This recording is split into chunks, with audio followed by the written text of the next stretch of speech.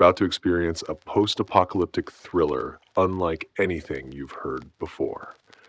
In this journey, humanity faces the ultimate paradox. The very thing that makes us human, our voice, becomes the weapon of our destruction. 5 years after a solar flare mutated an airborne prion, civilization has crumbled into a whisper culture where speaking above a murmur is a costly mistake. This is the world of the Silence Plague, where the protagonist must cross 3,000 miles of silent America with a secret that could save or damn them all. Though before we dive in, take a moment to hit that like and subscribe button if you haven't already, but only if you genuinely enjoy what I do here. Thank you for joining me today. As always, I'd love to hear where you're watching from. Please say hello in the comments. Let us know where you are and what time it is. We're on to building a global community here, so get comfortable, sit back, grab a drink, and let's dive in. Chapter 1. The Laugh I Can't Play. The mall smells like mold and old carpet. 5 years of silence does that, turns everything soft and rotten. I move through the food court with my boots wrapped in felt, each step a whisper against tile that used to echo with 1,000 conversations. My hands on my throat again. Checking the scarves. 3 layers of foam and cotton keeping my voice boxed in where it can't hurt anyone. Can't turn anyone into what my sister became. The vending machines are behind the pretzel stand, most of them picked clean years ago, but people miss things when they're panicking. I crouch low, running my fingers along the bottom edge of a Coke machine, feeling for the service panel. There. 2 screws, cross head, and I've got the tool for it in my jacket. Glass explodes somewhere in the electronics section. I freeze, hand still on the screwdriver. The sound echoes through the dead mall like a gunshot, sharp enough to wake. No. Another crash. Deliberate this time. Someone's smashing things. I should run. Every survival instinct I've got is screaming at me to move, get out, disappear into the parking structure before the listeners wake up. But my legs aren't working because I can hear footsteps now. Boot heels on tile, someone walking like they've got nothing to fear. Walking loud. She comes around the corner carrying a fire axe and wearing a grin that doesn't belong in the apocalypse. Combat boots with, Jesus Christ, bells on the laces. Muted with tape, but still. She's got this wild energy, like she's daring the world to notice her. She doesn't see me yet. Too busy eyeing a jewelry store display case. I should warn her. Should sign something, throw a rock, anything. But I'm stuck watching as she winds up and brings the axe down on tempered glass that probably cost someone their retirement fund. The sound is a physical thing. It hits my chest before my ears process it. 55 decibels easy, maybe 60. The mall holds its breath. Then I hear it, the scraping. The wet shuffle of skin on concrete coming from the anchor store at the far end. 1 listener, maybe 2. The woman hears it too. Her grin falters. She looks at the axe in her hands like she's just now remembering what noise costs. 3 listeners stumble into the food court. 9 feet tall, skinless and blind, all sinew and black veins pulsing under translucent muscle. They tilt their heads in unison, triangulating, hunting the exact frequency that woke them. The woman backs up. Smart enough to stay quiet now, but it's too late. They're locked on. One of them opens its mouth and this sound comes out. Not words, just this keening that makes my teeth hurt. She's gonna die. I should let her. Darwin and all that. You smash glass in a dead mall, you get what's coming. But my hand's already in my jacket, fingers closing around the voice recorder I've carried for 5 years. The one thing I swore I'd never use. The listeners are 20 feet from her. 15. I pull it out. My thumb finds the play button. Every part of me is screaming not to do this, but my sister's laugh is already spilling out into the dead air, bright and clear, and exactly 62 decibels, because I've measured it 100 times in the dark. The listeners wheel toward me. The woman's staring. She can see what I'm holding, what I just gave up to save her. I run. Not toward the exit, toward the anchor store where more of them are waking up. leading them away from her with the only sound that matters anymore, proof that I loved someone enough to shout their name. The recording loops. My sister laughs again. The listeners follow, drawn like moths, and somewhere behind me I hear the woman moving, running for the exit. The skylight above flickers with movement. I look up, and that's when I see the choir. Dozens of them, still alive, hanging from the metal framework by their wrists and ankles. Human wind chimes. Their mouths are open, screaming without sound because their vocal cords are already shredded. New recruits for the collection. I'm not getting out the same way I came in. The recording's starting to skip. Battery dying. My sister's laugh cuts off mid-note and the listeners freeze, confused, swinging their heads like broken satellites. I pocket the recorder and move. Silent now. Slip between two of them before they can reorient. The woman's still by the entrance. She hasn't left. She's waiting, watching me navigate the maze of blind monsters with her axe ready. We make it to the exit together. Don't talk. Don't sign. Just move through the shattered doorway into afternoon sun that feels wrong after the mall's darkness.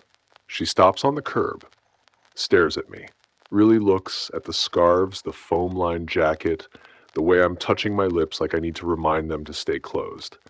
Then she signs, "Thank you."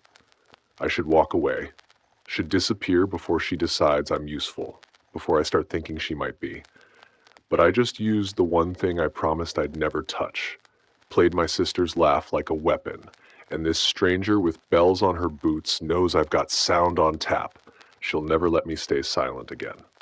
Chapter 2. Axe and Scarves.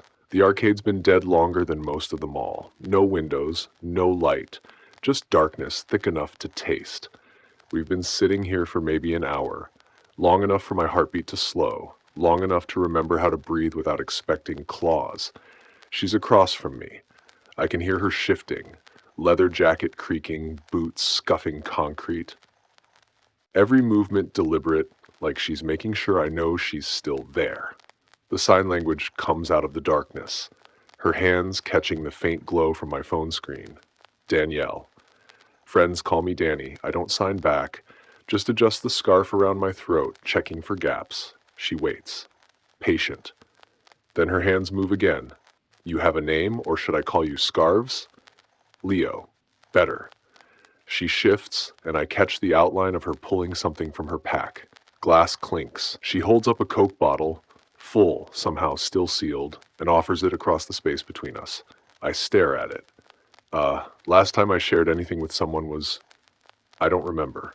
3 years? 4? Take it. I saved it from the vending machine you were working on. My hand reaches out before my brain catches up. Our fingers brush when I take the bottle. First deliberate touch I've had with another person since the flare. I crack it open. Fizz loud in the quiet. We both freeze, listening for movement outside. Nothing. She takes the bottle back, drinks, passes it again. We do this 3 times before she signs. Going west. Following the coast to Eden. I know Eden. Everyone knows Eden. The island that supposedly plays a tone at dawn and nothing happens. No listeners, no choirs, just sound existing without consequences. Myth, I sign. Maybe. She drinks again. But it's a direction. Better than hiding in dead malls stealing expired Coke. Fair point. Come with me. I shake my head. Sign fast. Alone is safer. Alone is slower. She leans forward. Even in the dark, I can see her eyes. Sharp. Determined. Alone is watching yourself turn into a ghost because you're too scared to hear your own voice. That hits different than it should. I look away. One day, she signs. Travel with me for 1 day. If you hate it, we split. But one day you get to remember what it's like to have someone watch your back. I should say no. Should finish this Coke, slip out the back, and disappear before dawn. That's the smart play, the safe play. But I'm tired. Tired of mapping routes alone. Tired of raiding buildings where the only voices echo. Tired of touching my lips every 30 seconds to make sure words aren't leaking out. One day, I sign. She grins, pulls off the tape, holding her boot bells quiet, and lets one ring, just once, soft as a whisper, before muting it again. Deal. We sit in the darkness, passing the Coke back and forth until it's empty. When we're done, she curls up against the broken arcade machine, axe across her lap like a security blanket. I stay awake, watch the entrance, check my scarves. Around 4 a.m., she mumbles something in her sleep. Actual words, quiet enough not to matter, but I still tense. She doesn't wake up, just shifts closer to where I'm sitting, her head ending up against my thigh. I should move, put distance between us. But I don't. Dawn comes gray through the entrance. Light picks out details I missed in the dark. The brand on her forearm, circular and deliberate. The quiet's mark. Someone tried to recruit her once. She refused hard enough to earn a scar. She wakes up slow, blinking at the light, realizes where her head is and sits up fast, face unreadable. Neither of us signs anything about it. We pack in silence. She leads the way to the exit, axe ready. I follow 3 steps behind, hand on the knife at my belt. Outside, the interstate's a graveyard. Cars frozen where people abandoned them 5 years ago, windows broken, doors hanging open. We stick to the shoulder, moving between wrecks for cover. She stops. Points. Ahead, strung between overpasses, wind chimes, hundreds of them. Copper, steel, glass, glinting in the morning sun like a warning. Someone rigged this crossing, made it impassable without sound. She looks back at me, signs. Go around? Go around. I study the chimes. The highway stretches for miles in both directions. Going around means days of detour through. I sign. At night, when the wind dies. She nods. Grins again like this is fun, like we're not planning to cross a field of noise traps with things that hunt by sound, waiting in the overpasses. Tonight, then, she signs. Find somewhere to sleep. We move off the highway, heading for the tree line. Her bells shift with each step. The tape's holding, but barely. I'm already regretting this. But when I check over my shoulder, she's looking back too, making sure I'm still there. And something about that, the confirmation that someone gives a shit if I disappear, makes the regret feel like lying. Chapter 3. The bells she won't remove. Her bells are coming loose. I noticed it 2 hours ago when we stopped to eat. 3 wraps of electrical tape holding them quiet, but the adhesive's old. Each step makes the left boot shift a little more. Another mile and they'll ring. She hasn't noticed yet. Too busy scanning the road ahead, hand on her axe. We're parallel to the interstate now. Found a maintenance road that runs beside it. Less exposure, more cover. Trees pressing close on both sides, but we'll have to cross the chime field eventually. Can't avoid it forever. The sun's dropping. Maybe 2 hours of light left. I touch her shoulder. She turns. I point at her boot. Sign, tape's failing. She looks down. Registers. Her jaw tightens, but she signs back. I'll fix it at camp. Now. Later. We're stopped in the middle of the road having a silent argument about bells. This is exactly the kind of stupid that gets people turned into choirs. I kneel. Reach for her boot. She steps back. Signs hard. Don't. They'll ring. I know, so let me... No. There's something in her face. Not anger. Something else. She's gripping the axe tighter than she needs to. I stand up. Sign slow. Why? She doesn't answer, just turns and keeps walking, boots whispering against asphalt and that left bell shifting with every step. Fine. I follow at a distance. Give her space to be stupid on her own. Camp is a rest stop bathroom. Concrete bunker, no windows, 1 door we can block. She goes in first, axe ready, clearing the stalls, all empty. We drag a vending machine across the entrance and settle in for the night. She sits against the far wall, pulls out the tape roll, starts to wrap the left boot again. I watch. Wait. She gets 3 layers down before her hands start shaking. Just a little. Just enough that I notice. The tape drops. She stares at her boot like it personally offended her. I move closer. Not too close, just enough to reach. Let me, I sign. She looks up. There's this moment where I think she might actually swing at me. But then her shoulders drop and she extends the boot. I work in silence. Strip off the old tape. Check the bells. 2 of them. Brass. The kind that ring bright and clear. The kind you'd put on a Christmas tree. I wrap new tape tight, layer after layer, until they're completely muted. She's watching my hands, not the bells, my hands. When I'm done, I sit back. She signs, "Thank you." I nod. Neither of us sleeps. We sit in opposite corners of the bathroom, listening to nothing. Around midnight, she shifts. I look over. My crew, she signs. Before, they wore bells too. Said if we were going to die, we'd die loud. Die human. What happened to them? They took the bells off. Her hands move slow. Tired. One by one. Decided silence was smarter. I kept mine. Why? She doesn't answer. Just touches the bells through the tape like a prayer. Dawn comes with rain. Soft at first, then harder. Drumming on the concrete roof loud enough to make us both tense. This is bad. Rain means we can move with more cover. The sound masks footsteps, but it also means the chimes will ring. Constantly. The whole highway will be noise. We cross today, she signs. Use the rain. Exactly. They'll be overwhelmed. Can't hunt what they can't isolate. It's smart. Reckless, but smart. We pack up, head back to the highway as the rain picks up. The chimes are already singing, hundreds of them swaying in the wind, creating this wall of overlapping tones, beautiful in the way disasters are beautiful. She looks at me.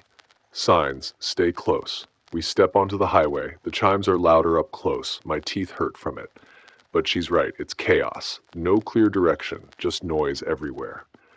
We move between cars using the wrecks as cover. Slow, careful. The chimes sway overhead, almost close enough to touch. Halfway across, she stops. There's a body ahead, fresh, maybe 2 days old, pinned to the underside of an overpass with rope. Early stage choir. They're still breathing. She stares at it, then at me. Keep moving, I sign. She doesn't. Danny. She raises the axe. Don't. I grab her wrist. Not our problem. She jerks free. Signs fierce. It's always our problem. Then she climbs onto the car hood, reaching for the ropes. This is going to get us both turned into listeners, and I can see it coming like a train. I don't help. Just watch as she cuts the victim down, catching them before they hit metal and make more noise. The rain's masking most of it. Most. But not all. Movement in the overpass shadows. 3 of them, maybe 4. She sees them same time I do. We run. The chimes scatter our footsteps, turn everything into confusion. But the listeners are close enough now that confusion doesn't matter. They're following heat signatures, movement, anything that breaks the pattern. We hit the far side of the highway and dive into the tree line. Keep running until the chimes fade behind us. When we finally stop, she's bleeding, cut on her arm from a chime that got too close. She doesn't seem to notice. Why? I sign. Why risk it? She looks back toward the highway, then at me. Signs. Because someone cut me down once, figured I'd pay it forward. We stand in the rain. Her bells are silent under the tape. Mine would be too if I wore them, but I don't. Never will. And watching her touch them again, checking they're still there, still muted, still possible to unmute if she ever gets brave enough, I realize we're traveling together for completely opposite reasons. She wants permission to be loud. I want someone to keep me quiet. This is going to end badly. Chapter 4. The quiet's first mark. The lake is frozen solid. Has been for weeks, probably. Ice thick enough to cross, which means it's thick enough to echo. We're standing on the shore, looking out across 200 yards of perfect acoustic nightmare. Trees on the far side, potential shelter, but getting there means moving across surface that'll broadcast every step. Around? She signs. I shake my head. Add 6 hours. Dark before we make it. Then we cross. We step onto the ice together. It's quiet under our feet. Snow layer maybe 3 inches deep, muffling the worst of it. We move slow, testing each step, staying low. Halfway across, the first one appears. Not a listener. Human. Dressed in black, face covered, throat scarred where they cut out their own voice box. The quiet. 3 more materialize from the snow. Moving silent as death, knives ready. They don't want to kill us. That's not how they work. They want recruits, want to show us how beautiful surrender is. The leader signs, join the silence, become mercy. Danny's axe is already moving. I've got my knife out, but I'm slow. Too slow.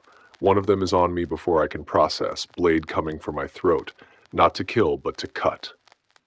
To take my voice permanently. I block, barely. The knife scrapes across my forearm instead, cutting through jacket and foam, down to skin. Doesn't hurt yet. That comes later. The cultist is already repositioning. Patient. They've done this before. Lots of times. I think about my sister, about the last sound she made before the change took her. My knife goes into the cultist's throat. They drop. Quiet, even dying. I stand there, blade dripping, waiting for something. Guilt, horror, anything. But there's nothing. Just this hollow space where feelings should be. Danny's fighting two of them. Axe work is loud, but she's keeping it controlled. Thuds instead of clangs. She takes one down with a strike to the knee, then pivots and catches the second with the blunt side to the temple. The leader is backing up, reevaluating. Danny steps forward. The leader pulls something from their belt, a branding iron, small and circular. They press it against Danny's forearm before she can react. The smell hits first. Burned skin and cloth. She doesn't make a sound, just grabs the iron and throws it across the ice where it hisses into the snow. The leader runs. We let them. The ice holds through all of it. Miracle or luck doesn't matter. We make it to the far shore, find a maintenance shed half buried in snow. Get inside, block the door. Danny sits down hard. The brand on her arm is perfect, a circle with 3 lines radiating from the center. The quiet's mark. Warning to others, this one refused the silence. I've got medical tape somewhere. Find it. Start wrapping. She watches my hands. Empty expression. Shock, probably. When I'm done, she signs. You killed someone. Yes. Felt nothing? I look at her. At the brand, at the empty space behind my ribs where something human should be screaming. Nothing. I sign. She nods, like she expected that answer. Then she reaches over and starts working on my scarf, the one that came loose during the fight. She's methodical, careful, tightens it layer by layer until it's snug against my throat again. There, she signs when she's done. It feels like forgiveness, or maybe obligation. Hard to tell the difference anymore. We sit in the shed as night falls. The brand is bleeding through the bandage, my arm starting to ache where the knife caught me. The bell thing, she signs suddenly. Earlier, I'm sorry. Forget it. Can't. She looks at her boots. They matter. More than staying alive? Maybe. She meets my eyes. What matters to you? I touch my throat. The scarves. Keeping quiet, keeping everyone else quiet. She gets it. I can see it click. The opposite problem. She's terrified of never speaking again. I'm terrified of what happens when I do. We're both fucked, she signs. Probably. She grins. First time since the lake, it doesn't reach her eyes, but it's something. We sleep in shifts. I take first watch, sitting by the door with my knife across my knees. The cultist's blood is still on the blade. I should clean it, but I don't. Around 2 a.m., Danny wakes up gasping. Silent panic attack. I've seen enough of them to recognize the signs. Hand on chest, breathing shallow, eyes wide. I don't touch her. Just move into her line of sight. Show her my hands empty. Calm, she signs. Dream. The brand was spreading. Up my arm, into my throat. It's not. I know, but she checks anyway, unwraps the bandage to make sure it's still just a circle, just burned skin, nothing growing. I help her rewrap it, tighter this time. Thank you, she signs. Then, for the scarf thing. Earlier. I nod. You're good at this, she signs. Taking care of people. No. Then what do you call it? Making sure you stay useful. She laughs. No sound, just her shoulders shaking. But I can tell it's real. When dawn comes, we check the shed perimeter. No tracks, no signs of pursuit. Danny sits on the edge of the frozen lake, the brand bleeding through its bandage, staring at the ice where we fought. She's wiping down her axe blade, methodical and slow, the movement almost meditative. I'm leaning against the wall, watching her work, the cultist's blood still dark under my nails. We good? She signs. I sign back. For now. She stands, slings the axe across her back, and touches my shoulder, brief, deliberate, before starting toward the tree line. I follow, checking my scarves one more time, the brand on her forearm visible with each step, and the emptiness in my chest exactly the same as before I took a life. Chapter 5, Candy Bar Confession. The school's been empty longer than most places. Lockers hanging open, backpacks rotting in hallways, everything frozen in that last moment when parents realized shouting for their kids would kill them. We're in the band room. Instruments still on stands, trumpets, saxophones, a drum kit gathering dust. It's almost funny.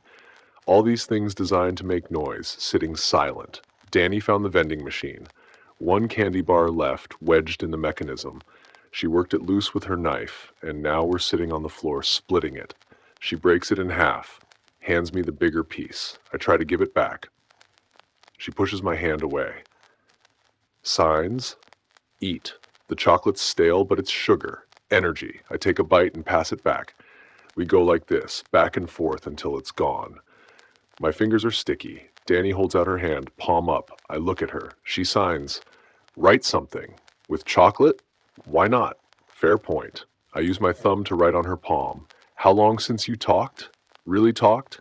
She reads it. Takes a breath. Uses her own chocolate sticky finger to write back. "I'm scared all the time."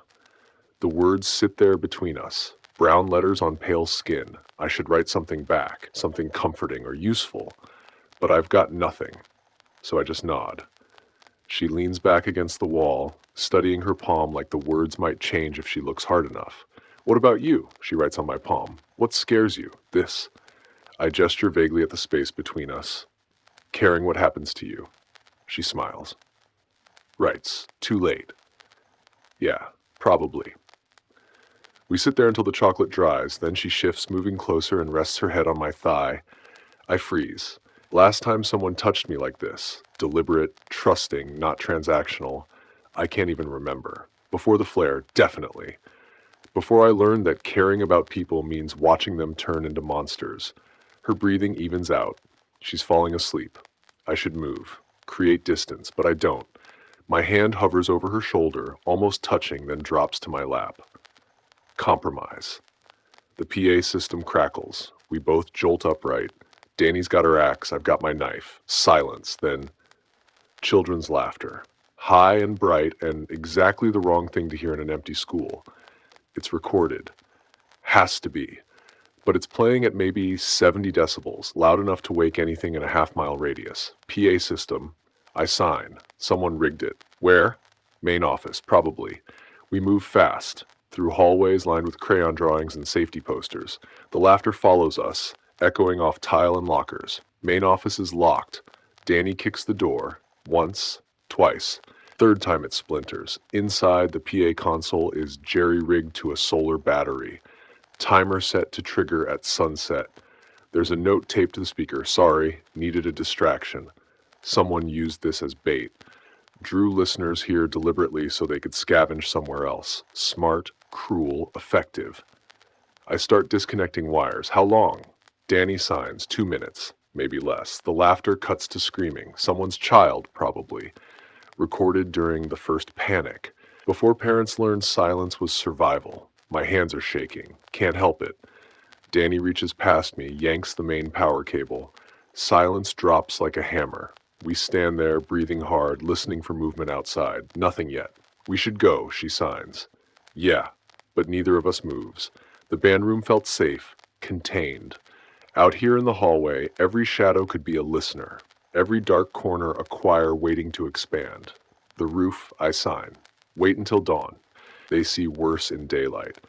Accessing the roof means the maintenance ladder, means trusting ancient metal to hold our weight without squealing. We climb, slow, testing each rung. The roof is flat, covered in old HVAC units. We find a spot between two compressors where we're hidden from the ground. Danny sits with her back against metal, pulls out her music box, the one she's kept hidden until now. Doesn't wind it, just holds it. From before, I sign. She nods. "Mom gave it to me." Played Brahms' Lullaby. Never play it. I know. But her thumb's tracing the winding key anyway. Sometimes I think about it, what it would sound like. Death. It would sound like death. Maybe. She looks at me, but also like home. I get it. I've got the recorder. She's got the music box. Both of us carrying sounds we can never make again. "Trade?" She signs. "What?" Your recorder. For my music box. Just for a minute. This is stupid. Dangerous. But I pull it out. We swap. I hold her music box. She holds my sister's last laugh. Neither of us playing. Just sit there holding pieces of these dead worlds. When we trade back, her eyes are wet. Thank you, she signs. For what? Not playing it. Same. We sleep in shifts, or try to. Every time I close my eyes, I see that PA system. Hear that recording of someone's kid screaming. Wonder where that kid is now. If they're still human. Around 4 a.m., Danny wakes me from my watch. But she doesn't go to sleep. Just sits next to me, shoulder to shoulder, staring at the horizon. She writes on my palm. When we get to Eden, first thing I'm doing is talking. Full volume. Don't care what happens. I write back. You'll care when you start turning. Maybe. But imagine, just once, not being afraid of your own voice. I can't imagine it. Haven't been able to for 5 years. She must see it on my face because she squeezes my hand. The one she just wrote on. One day, she writes. You'll remember how. Dawn comes gray and cold. We climb down careful, checking each floor for movement. The school's still empty, but there's a listener outside now. Just one. Must have wandered in during the night. We go out the back. Quiet as ghosts. 3 blocks away, we stop to rest. Danny checks her brand. Healing clean, no infection. I check my scarves. She catches me touching my throat and signs, you do that a lot. Do what? Check if you're quiet. Like you don't trust yourself. I don't. I know. She stands, offers her hand to pull me up. But I do. Trust you. I take her hand, let her pull me to my feet. The chocolate on my palm is long gone, but I can still feel where she wrote. I'm scared all the time. Yeah, me too. We head west, toward the coast, toward Eden and whatever myth or truth is waiting there. Her bells whisper under their tape with each step. My scarves stay tight around my throat, and somewhere in my jacket next to my sister's laugh is the weight of someone else's trust that I don't know how to carry, but I'm carrying it anyway. Chapter 6, The Choirmaster's Voice. The city center still has power. Not much, solar panels and jury-rigged batteries, but enough that streetlights flicker on at dusk. Enough that we can see the choir from 3 blocks away. Biggest one I've ever seen. 30 people, maybe 40, suspended from the parking structure framework, still alive. Most of them, swaying in the wind like broken puppets. Danny stops walking. I touch her shoulder. Sign. We go around. She's not looking at me. Staring at the choir like she's trying to memorize every face. Danny, she points, at a speaker mounted on a light pole. Big industrial thing, aimed at the choir. There's a voice coming from it. Male, calm, almost soothing. Mercy and silence. Those who suffer do so because they refuse to let go, but we can help. We can show you the beauty of surrender, the peace waiting on the other side of sound. The words loop. Same message every 90 seconds. It's bait. Has to be. Someone's using the broadcast to draw people in, make them think there's shelter, safety, community. Then they add them to the collection.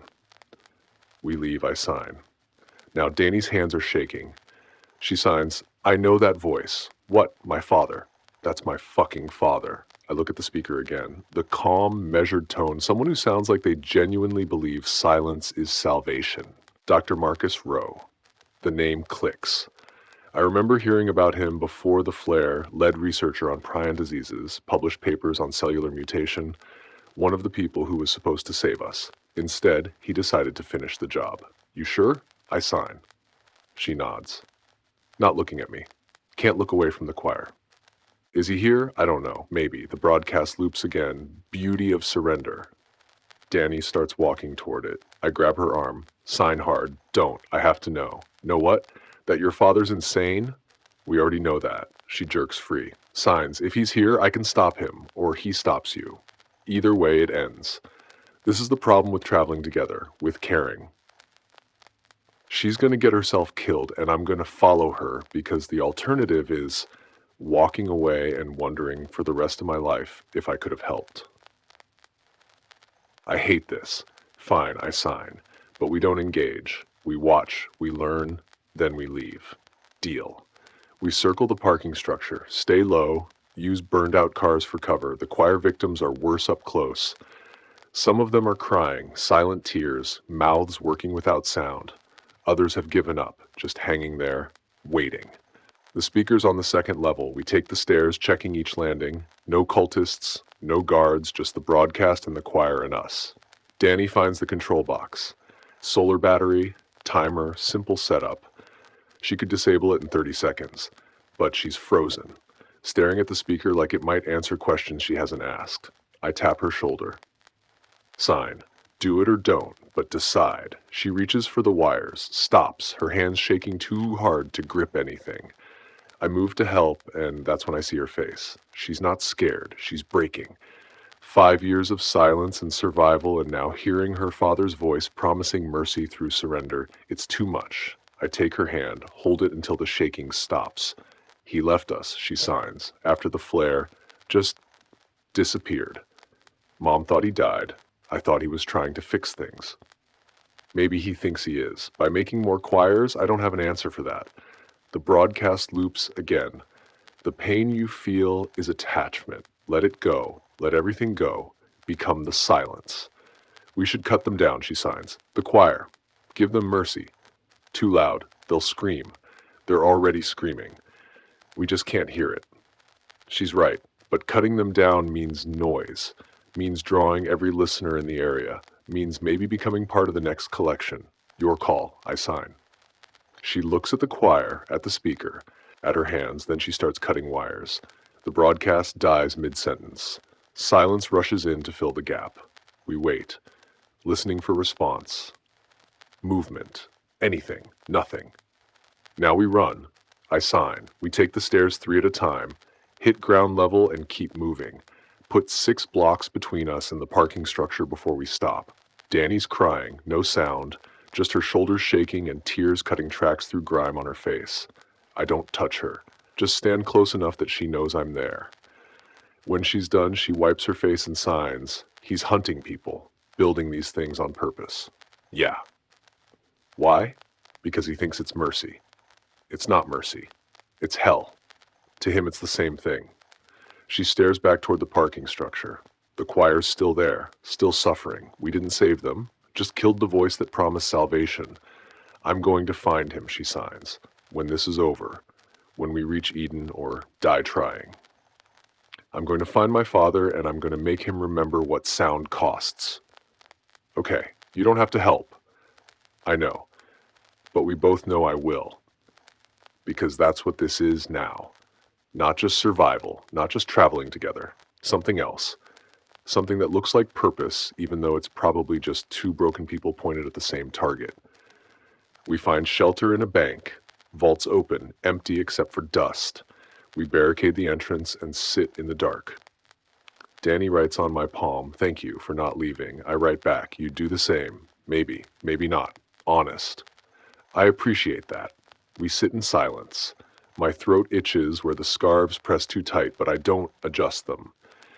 Danny's touching her brand through the bandage, tracing the circle over and over. My mom, she writes suddenly. She was with me when the Quiet tried to recruit us. They wanted us to cut our throats together. Family silence, they called it. Mom told them to fuck off. They branded us both. Where is she now? Danny's hand stops moving. She writes, "Don't know. We got separated during a raid. Never saw her again. Sorry. Don't be.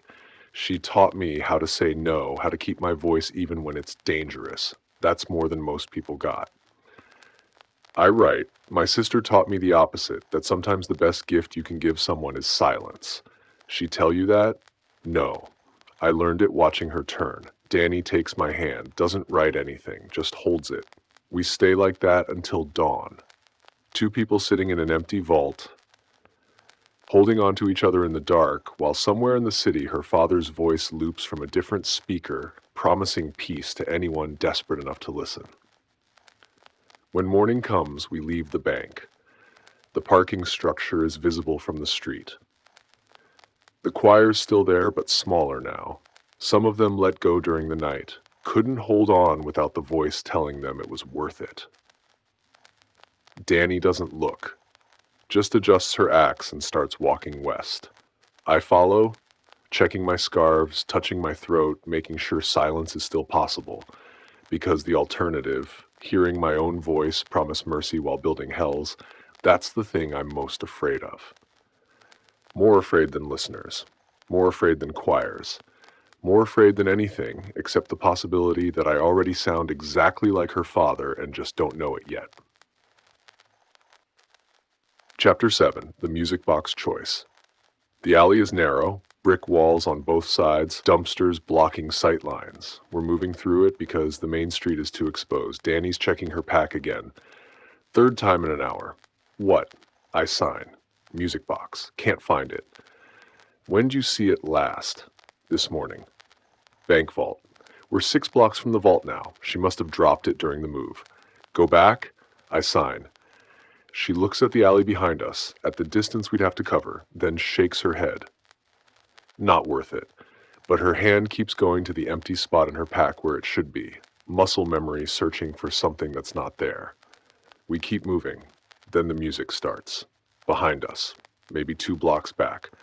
Brahms's lullaby playing clear and bright in the dead air. Danny stops walking. The melody is unmistakable. Her mother's music box. Someone found it, wounded it, left it playing. Trap, I sign. I know. So we leave it. She's not looking at me, staring back the way we came. Hand on her axe. Danny, that's all I have left of her. It's just a thing. She whirls on me. Signs hard, it's not just a thing. It's proof she existed. Proof I had a mother who loved me enough to save something beautiful in hell. Fair point. But the music's drawing listeners. I can hear movement now. Heavy footsteps. The wet shuffle of skinless feet on pavement. We have maybe 2 minutes, I sign. Then this alley is a kill box. She looks at me, at the alley behind us, at her empty pack. Then she runs. Back toward the music, toward whatever trap is waiting. I follow because what else am I going to do? The music box is sitting on a mailbox at the intersection, wound tight, playing at maybe 65 decibels, loud enough to wake everything in a 3-block radius. 3 listeners are already converging, blind heads tilted, tracking the exact frequency. Danny reaches the box first, grabs it, the music stops mid-note.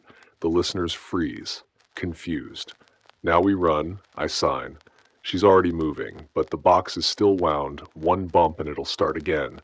We make it half a block before she trips over rubble. The box hits concrete, springs back to life. Every listener in range turns toward us.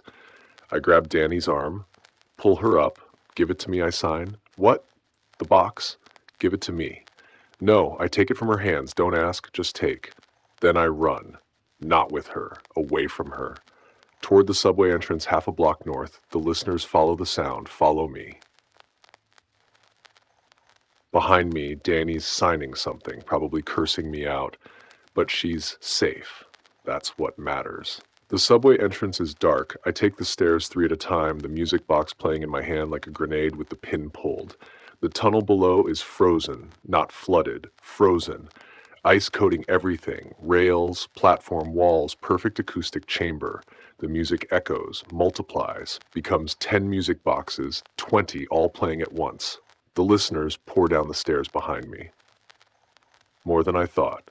Maybe a dozen. I need to dump the box, throw it and run opposite direction. But it's Danny's, last piece of her mother, and I already took so much from her by existing in her space. The tunnel branches ahead. Left tunnel or right. No time to think. I go left. Keep running. The ice makes every step a gamble. 1 slip, and I'm done. The music box is slowing down, getting cold. The mechanism doesn't like freezing temperatures. The melody drops to half speed. Distorted. Wrong. Then stops.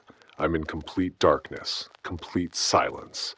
Just me in a broken music box and a dozen listeners somewhere in the dark trying to figure out where the sound went. I move slow. Each step deliberate. Find a maintenance alcove and pull myself up. Sit there barely breathing while they search. It takes forever. Maybe an hour, maybe 3. Time doesn't work right in the dark. Eventually they give up. Wander off hunting other sounds, other prey. When I'm sure they're gone, I start back. The climb to the surface is careful, slow, testing each handhold in the dark. My hands are numb from cold and one of them isn't working right, but I manage. Barely. When I finally make it topside, dawn is breaking. Danny's where I left her, sitting on a curb, axe across her knees, watching the subway entrance. She sees me, stands. I walk over, hold out the music box. She takes it, turns it over. The mechanism is ruined, frozen solid then thawed. It'll never play again. I'm sorry, I sign. She looks at the box, at me. Then she starts crying. No sound, just tears cutting tracks through grime on her face. I stand there useless while she mourns. When she's done, she signs. Thank you. For breaking it, for trying not to. She puts the broken box back in her pack, zips it closed, then she looks at my hands. You're hurt. I look down. My left hand is wrong. Fingers aren't moving right. The cold did something. Frostbite, probably. It's fine, I sign with my good hand. It's not fine. Sit. I sit. She disappears into a nearby pharmacy. Comes back with bandages and pills. Starts wrapping my hand without asking permission. 2 fingers, she signs while she works. Might lose them. I know. You're an idiot. I know. She finishes the bandage. Then she just sits there holding my ruined hand in both of hers. Why? She signs. Why risk it? I don't have a good answer. So I sign, because you'd have gone back for it, and that would have been worse. She stares at me for a long time. Then she nods. Like that makes sense to her. We find shelter in an abandoned store. Board up the windows, settle in to wait out the day. My hand is throbbing, getting worse by the hour. Danny keeps checking it, changing bandages, watching for red lines that mean infection. Around noon, she makes me take more pills. Then she signs, sleep. I'll watch. I try. Can't. The pain's too much. She sees it. Moves closer. Takes my hand, gentle, careful, and holds it against her stomach under her jacket. Her body heat bleeding into frozen fingers. It helps. Not much, but enough. Better? She signs. Yeah. We stay like that, her holding my hand, me trying not to think about what losing 2 fingers means for survival, for signing, for everything. My mom, she signs eventually. She used to play that box every night, even after the flare, even when it was dangerous. She said some things were worth dying for. Was she right? Don't know. She died before I could ask. I'm sorry. Don't be. She lived loud. Died loud. That's more than most people get. We sit in silence, her warmth keeping my hand from going completely numb. The broken music box between us like a grave marker. We're a pair, she signs. You with your recorder, me with my box. Both of us carrying sounds we can't make anymore. Yeah. Think we'll ever play them again? No, me neither, but she doesn't throw the box away. And I don't throw away the recorder, because some things you carry, not because they're useful, but because they're proof you loved someone enough to try. Even when trying gets you hurt, even when it costs you pieces of yourself you can't get back. Danny falls asleep against my shoulder. I stay awake watching the boarded windows, checking my hand, wondering if I'll wake up tomorrow with fewer fingers than I have now, wondering if it was worth it. Looking at her sleeping face, the broken music box clutched in her hand even in sleep, I think maybe it was. Chapter 8. Frostbite Forgiveness. I wake up to Danny changing my bandages. The hand is worse. I don't need to look to know. The way she's moving, careful, hesitant, tells me everything. How bad? I sign with my good hand. She doesn't answer right away, just keeps unwrapping layers of gauze. When she's done, I look. 2 fingers on my left hand, ring and pinky, black at the tips, dead tissue. Frostbite claimed them somewhere in that frozen subway. They have to come off, she signs. I know. I can do it. But it'll hurt. Everything hurts. She pulls out her knife, cleans it with alcohol from the pharmacy hall. Her hands are steady, but her face isn't. You don't have to watch, she signs. Yes, I do. She positions the blade, looks at me one more time. I nod. The first finger comes off clean. Quick cut through dead tissue. I don't feel it. The nerve endings went first. The second takes longer. There's still some living tissue at the base. This one I feel. I don't make a sound. Bite down on my scarf. Taste foam and cotton and my own blood. When it's done, Danny wraps what's left. Mud off 3 layers of clean bandage. Her hands are shaking now. Infection is the real danger, she signs. Watch for red lines spreading up your arm. I know, and if you ever do something that's stupid again, you'll take the rest of my fingers. I remember. She almost smiles. Almost. Instead, she takes my ruined hand, gentle, like it might break, and holds it against her stomach under her jacket. Same position as yesterday, her body heat soaking into wounds that are still bleeding. Does it help? She signs with her free hand. Yeah, we sit like that for an hour. Maybe more. Time's weird when you're in pain. She's watching my face, I can feel it, checking for signs that I'm going into shock or giving up or any of the 100 ways people break after losing pieces of themselves. But I'm not breaking, just adapting. Already figuring out how to sign with 3 fingers on one hand, how to grip a knife, how to tie scarves. You lose enough, you get good at working with what's left. I'm sorry, she signs suddenly about the music box. If I hadn't, don't, but I pull my hand back. Sign clear, you'd have died going back for it. I chose this. You didn't make me. Still nothing. It's done. She looks at the broken music box sitting on the floor between us, at my bandaged hand, at the 2 black fingers she cut off and wrapped in cloth for burial later. We're both idiots, she signs. Probably. Definitely. This time she does smile. Small thing. Sad. But real. She rewraps my hand, fresh bandages, tighter this time.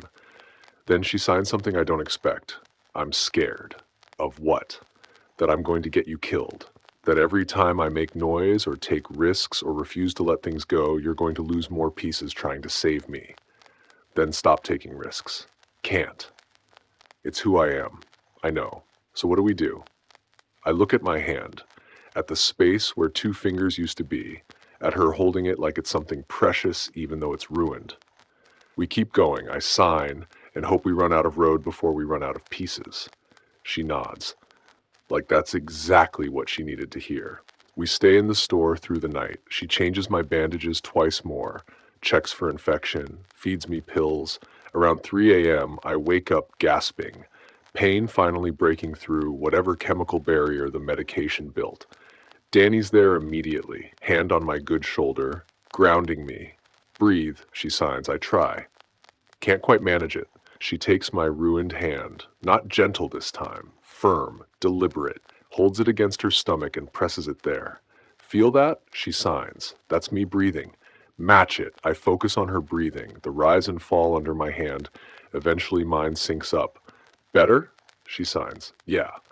Good, because you're not allowed to die in some random store after surviving Subway, listeners, and frozen fingers. That would be embarrassing. I laugh.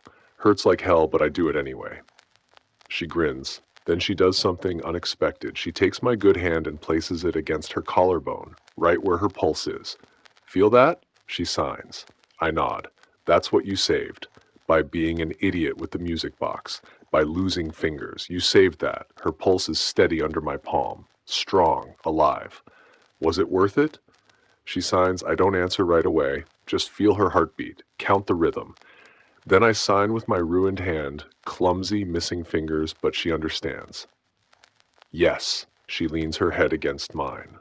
We sit there in the dark, her heartbeat under my hand held against her stomach.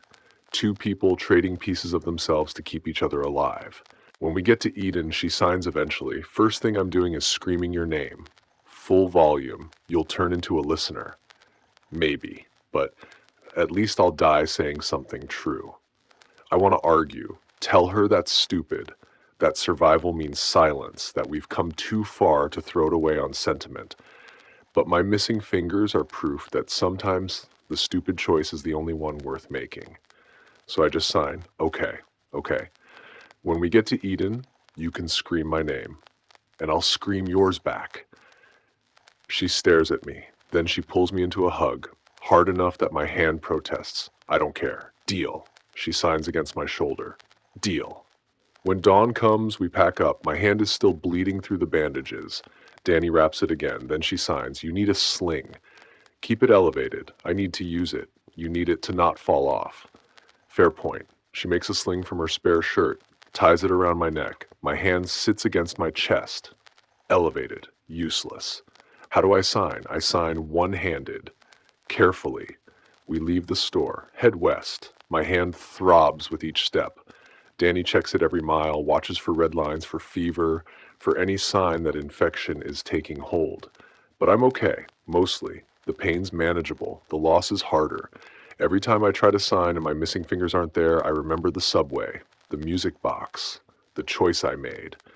And every time I look at Danny walking ahead of me, bells muted and axe ready and alive, I'd make the same choice again, even knowing what it costs, especially knowing what it costs, because that's what caring about someone means in the apocalypse, trading pieces of yourself to keep them whole, and hoping you've got enough pieces left when the trading's done. Chapter 9. The Bridge of Wind Chimes. The Mississippi is frozen, has been for 2 years now. The bridge across it is the only way west for another 100 miles. It's also hung with wind chimes. Thousands of them, every size, every material, glass and steel and copper and bone, strung from the suspension cables like a death sentence made decorative. We're sitting on the eastern bank. Been here for 20 minutes, just looking. The chimes are swaying in the wind, creating this low, constant hum. Not loud enough to wake listeners on its own, but loud enough that any additional sound, footstep, breath, heartbeat, will blend right in, or stand out. 50-50 odds. I check my scarves. 4th time. 5th. My hands won't stop moving to my throat. Danny's watching me. She writes on my palm, "Last chance to go around." I look at the bridge, at the chimes catching afternoon light, at the 100 miles of detour that would take us through cities we don't know with supplies we don't have. I write back, "No, we do this." She stares at my hand, at the words. Then she starts pulling things from her pack. Extra knife, spare rope, the broken music box, lightening the load. I do the same. Keep only what matters: recorder, water, knife, medical kit. We pile our excess gear under a rusted car, cover it with debris. Maybe we'll come back for it. Probably not. Danny's hands move to her boots. She starts unwrapping the tape on her left boot. Slow, deliberate. One bell comes free, just one. Exposed metal catching light. I watch her do it.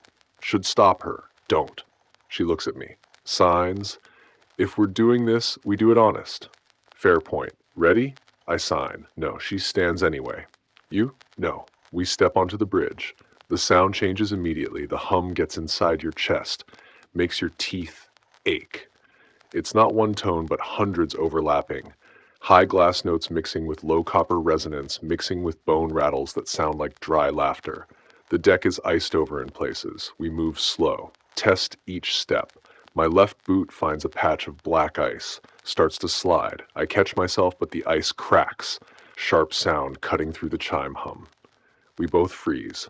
Wait, nothing happens. We keep moving. 30 yards in, Danny's exposed bell rings. Soft, just a whisper of metal. A dozen chimes nearby seem to answer it, creating this ripple effect through the field of hanging metal. She looks back at me, eyes wide. Keep going, I sign. 50 yards. 70. We're finding a rhythm now. Slow, shuffle steps, avoiding the ice patches. The chimes are so loud here that our footsteps disappear completely. Maybe this will work. Maybe we'll actually make it. Then I see my reflection. Not just mine. Dozen chimes are catching our images and multiplying them. Everywhere I look, there's another Leo, another Danny.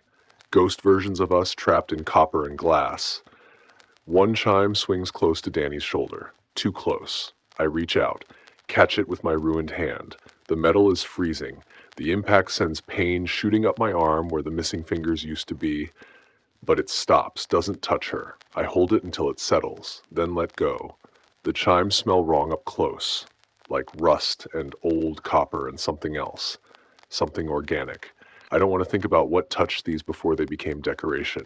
Halfway across, that's when they appear. Both ends of the bridge, rising from behind overturned cars and concrete barriers, black-clad figures, 10 of them, maybe 12. The quiet, they were waiting. Knew we'd try to cross eventually. The leader steps forward, signs clear, the bridge is mercy. Turn back or join the silence. Danny's hand goes to her axe. She signs back, fuck your mercy. The cultists start walking, Both groups, slow, deliberate, taking their time because they know we're trapped. I count steps. Theirs, not ours. They're 30 yards away. 25. My hand finds Danny's. Her palm is sweating despite the cold. 20 yards. We look at each other. No signs, no writing, just eyes meeting. She squeezes my hand. I squeeze back. Understanding. I open my mouth. Danielle? It comes out as a whisper. 5 years of silence made my voice strange. Broken glass and rust. The scarves muffle it, but the sound still escapes. The chimes swallow most of it. The cultists pause, uncertain. Danny's turn. Leo. Her voice is rough, unused, but it's there. It's real. Normal conversation volume, maybe 55 decibels. The chimes catch it. Scatter it. Make it into 10 voices, 20 all saying my name at once. The cultists are 15 yards away now, moving faster. They heard. I squeezed Danny's hand harder. Danielle. Louder this time. 60 decibels easy. My throat tears. I taste copper. She screams back. Leo.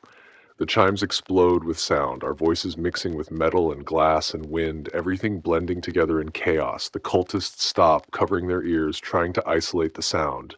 Can't. We scream again. Danielle. Leo. My throat is bleeding. I can feel it. Warm trickle down the inside of my scarves. Danny's voice cracks. Breaks. She keeps going anyway. Leo, Leo, Leo. We're shouting our names over and over. 5 years of silence breaking open like a dam. It should feel good, should feel like freedom. It feels like drowning. The cultists scatter, some running forward, some back, all of them disoriented. They can't tell which direction we're in. The chimes are throwing our voices everywhere. Movement below the bridge, heavy shapes climbing up through the chime field. Listeners, 3 of them, maybe 4. 9 feet tall and blind and drawn to the exact frequency of human voices screaming in terror.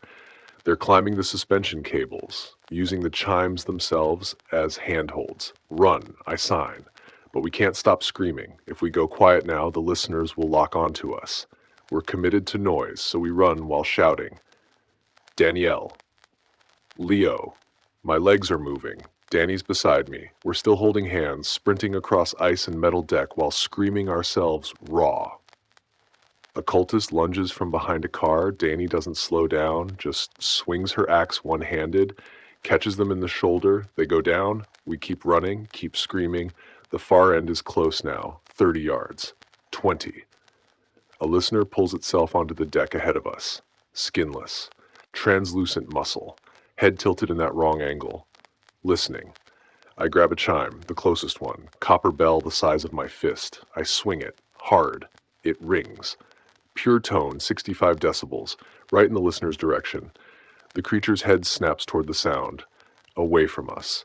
Confused, we slip past while it's turning, hit the far bank at full sprint. We make it maybe 10 yards before we collapse.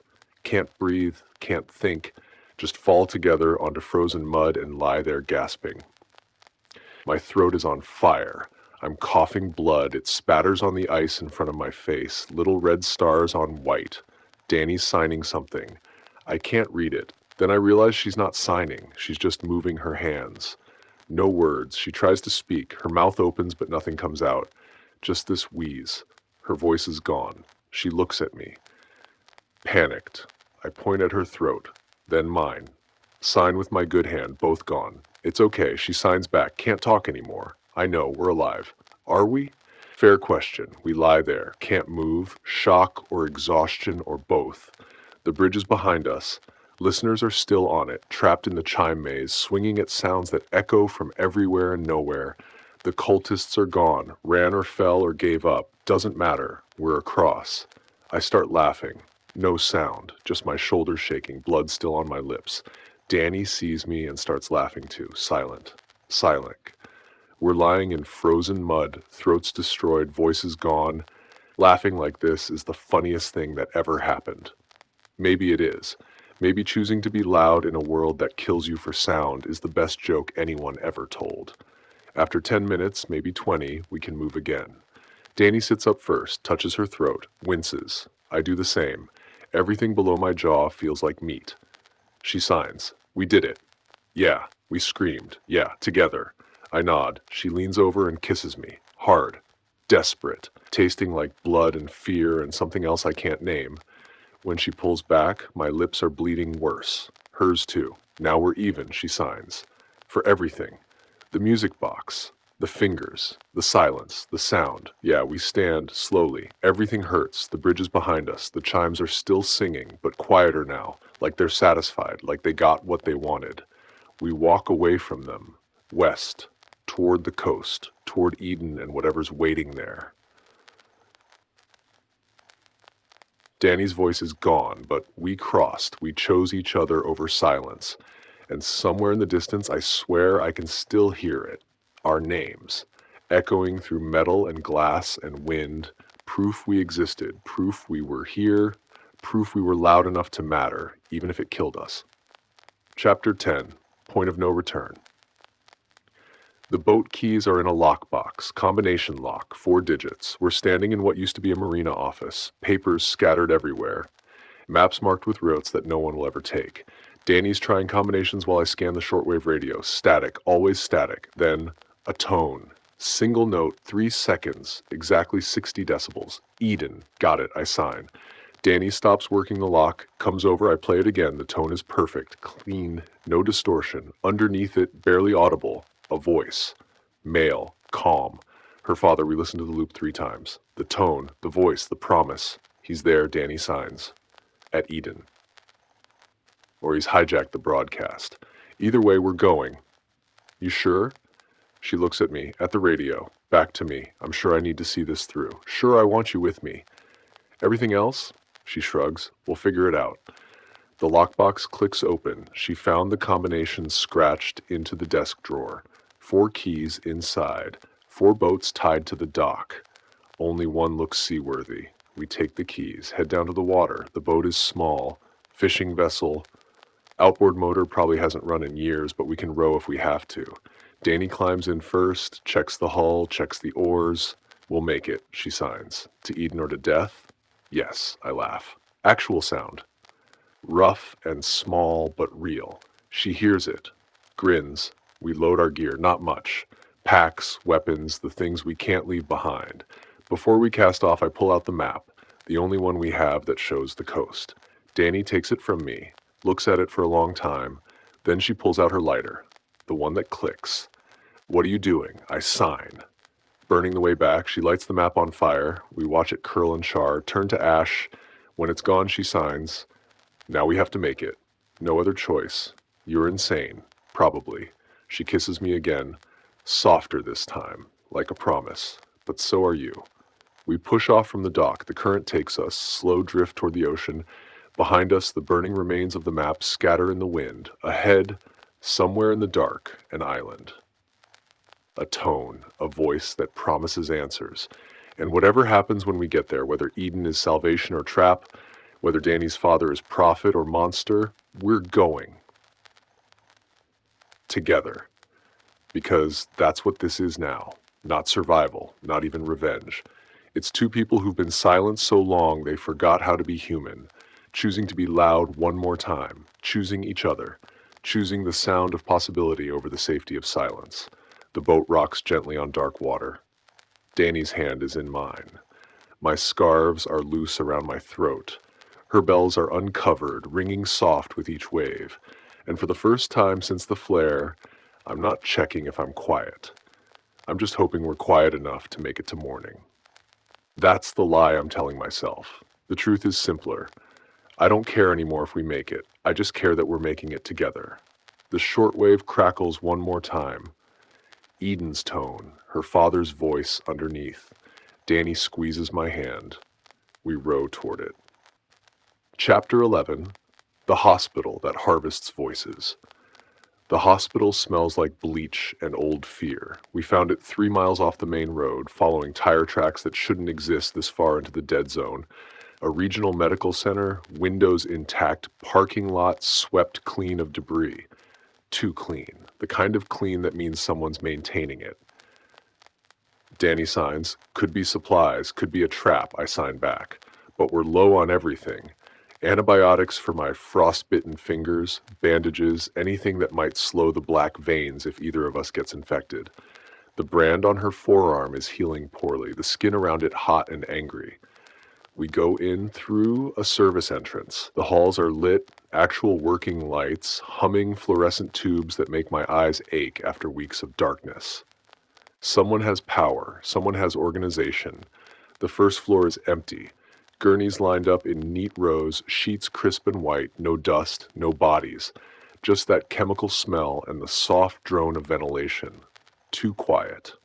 Danny's hand finds my arm. She points to a directory on the wall. Third floor, Voice Restoration Center. I don't like the sound of that. Don't like the look of it either. The letters are new, hand-painted over whatever department used to be there. We take the stairs. My missing fingers throb with each step, the stumps still raw where the frostbite took them. Danny moves ahead, axe ready, her boot bells silent under fresh tape. Second floor.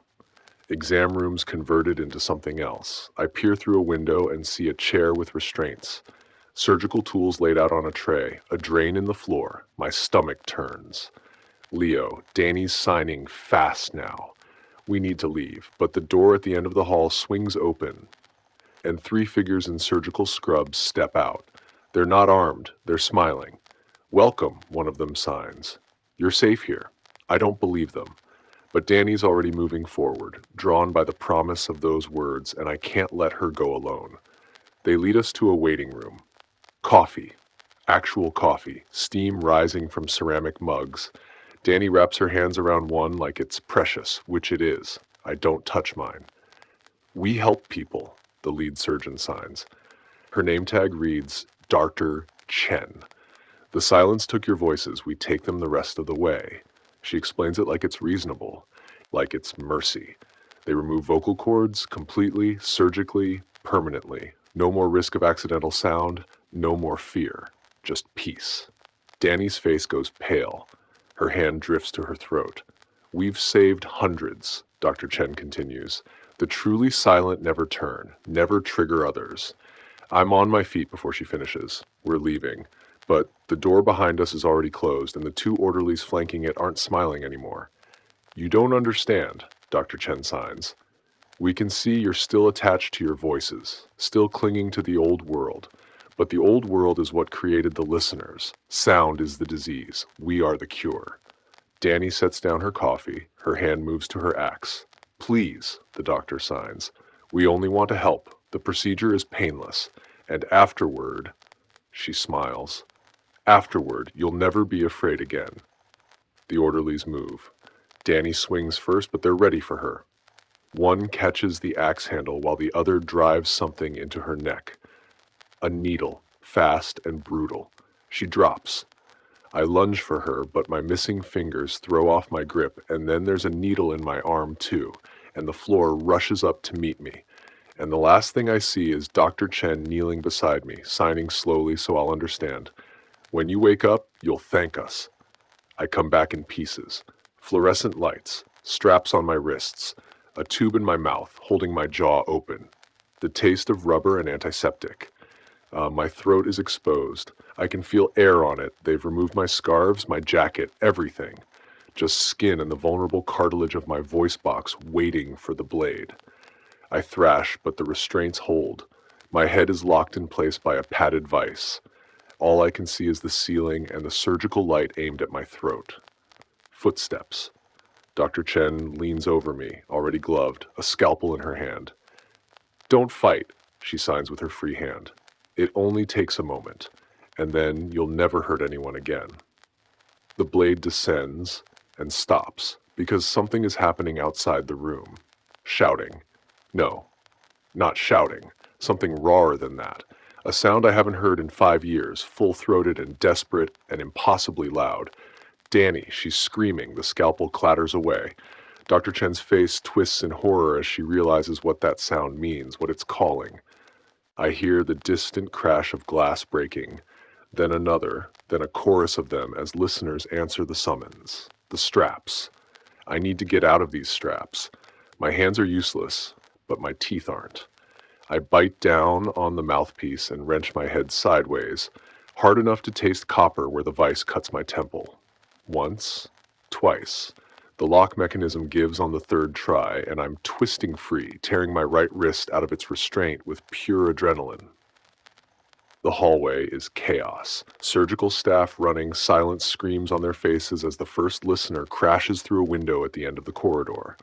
9 feet of exposed muscle and lengthened bone drawn to the exact frequency of Danny's voice. I find her in the next room, still strapped down but conscious, throat raw from the sound that saved me. Her eyes meet mine. The look in them isn't relief. It's shame. She broke.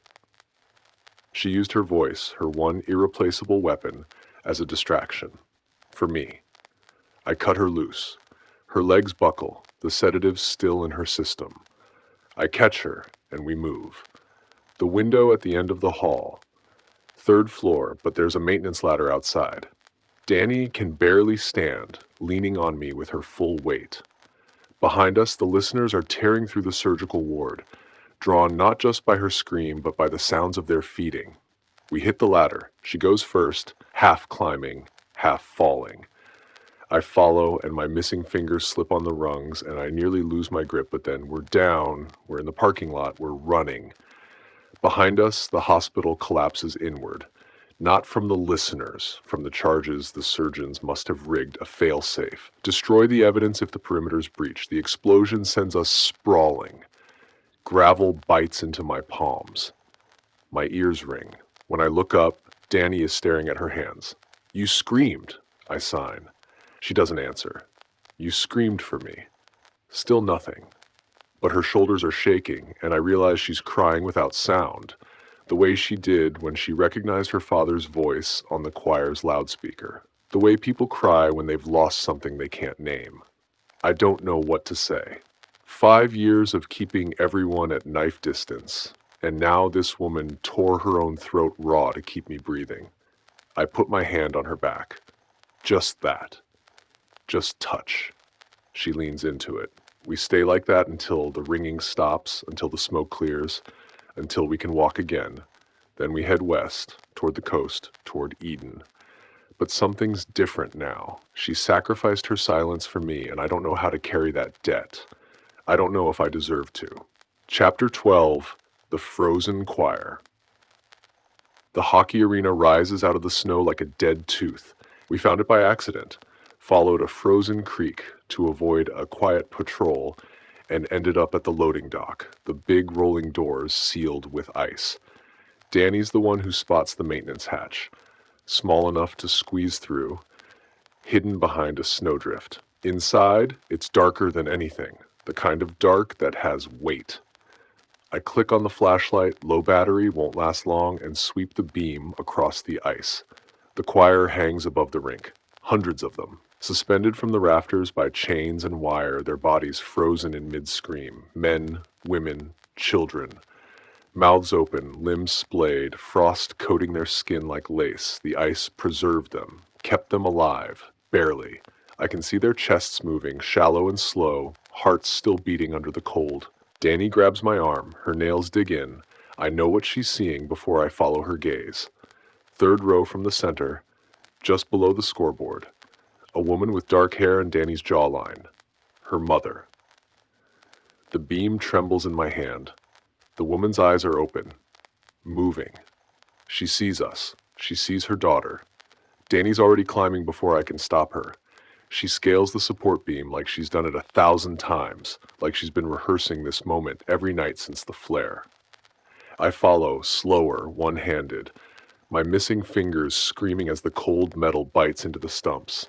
The choir sways as we move among them. Some of them are aware, their eyes track us, mouths working silently, too frozen to scream. Others are gone, just meat and breath, whatever made them human, dissolved by years of hanging in the dark. Danny's mother is one of the aware ones. She's looking at her daughter with something I can't name. Not joy. Not hope. Something older and sadder than either. Mama. Danny signs it against her mother's cheek, fingers trembling. Mama, I'm here. I found you. The woman's lips move. No sound. Her voice box is probably shredded from years of screaming, but I can read the shape of the words. Kill me. Danny goes still. Please. Her mother mouths. Please. I've seen that look before. In the mirror, mostly. The look of someone who's held on past the point where holding on means anything, who's ready for it to be over. Danny's hands hover over the chains. She could cut them, free her mother, let her fall, let her body finally stop. But her fingers won't close on the knife. I know why. This is her mother, the woman who raised her, fed her, loved her. And now Danny's supposed to be the one who ends it, supposed to carry that weight for the rest of her life. It's too much. It's too cruel from her belt. She looks at me, eyes wide, betrayed. I shake my head. Not you. I sign with my bad hand. Me. One cut. The chain releases and the woman falls, but she doesn't hit the ice. I catch her, lower her gently. She weighs nothing, bones and skin and years of suffering. Danny drops down beside us. Her mother's eyes find hers. Still that look, still asking. I wait. Danny takes her mother's hand. Then she nods. I make it quick. One motion. The woman shudders once, then relaxes. The tension drains out of her like water. Danny doesn't cry. She holds her mother's hand until the pulse stops, then keeps holding it for a while after. I stand guard, flashlight dimmed, watching the others in the choir for any sign of movement. They're waking up. The body heat, ours and the newly dead woman's. The ice is melting. I can hear it dripping, see steam rising from the patches where we've been standing too long. The choir's chains are creaking. Frozen lungs are thawing, filling with air. They're going to scream. Danny. I grab her shoulder. We have to go. Now. She doesn't move. She's staring at her mother's face, at the peace there, at the ending she gave her. Danny. The first scream comes from the far end of the rink, high and broken like rusted metal tearing. Others join it, a chain reaction, one voice triggering the next. The sound builds and builds, echoing off the ice, off the walls, off the frozen bodies that are waking up to their own infinite torture. And underneath it all, answering the call, the heavy footsteps of listeners. I haul Danny to her feet. She stumbles, still looking back, but I don't let her stop. We run for the maintenance hatch, the screaming choir behind us, the dark in front. The hatch is frozen shut. I slam my shoulder into it. Nothing. Again, nothing. The screams are getting louder, the footsteps closer. Danny pushes past me and swings the axe, cracking the ice seal. Once, twice, and we're through, tumbling into the snow outside as the first listener tears through the loading dock doors behind us. We run. We don't stop for miles. When we finally collapse in a culvert under an overpass, gasping, shaking, I realize I'm still holding the knife. Still wet with her mother's blood. Danny takes it from me, wipes the blade on her coat, slides it back into my belt.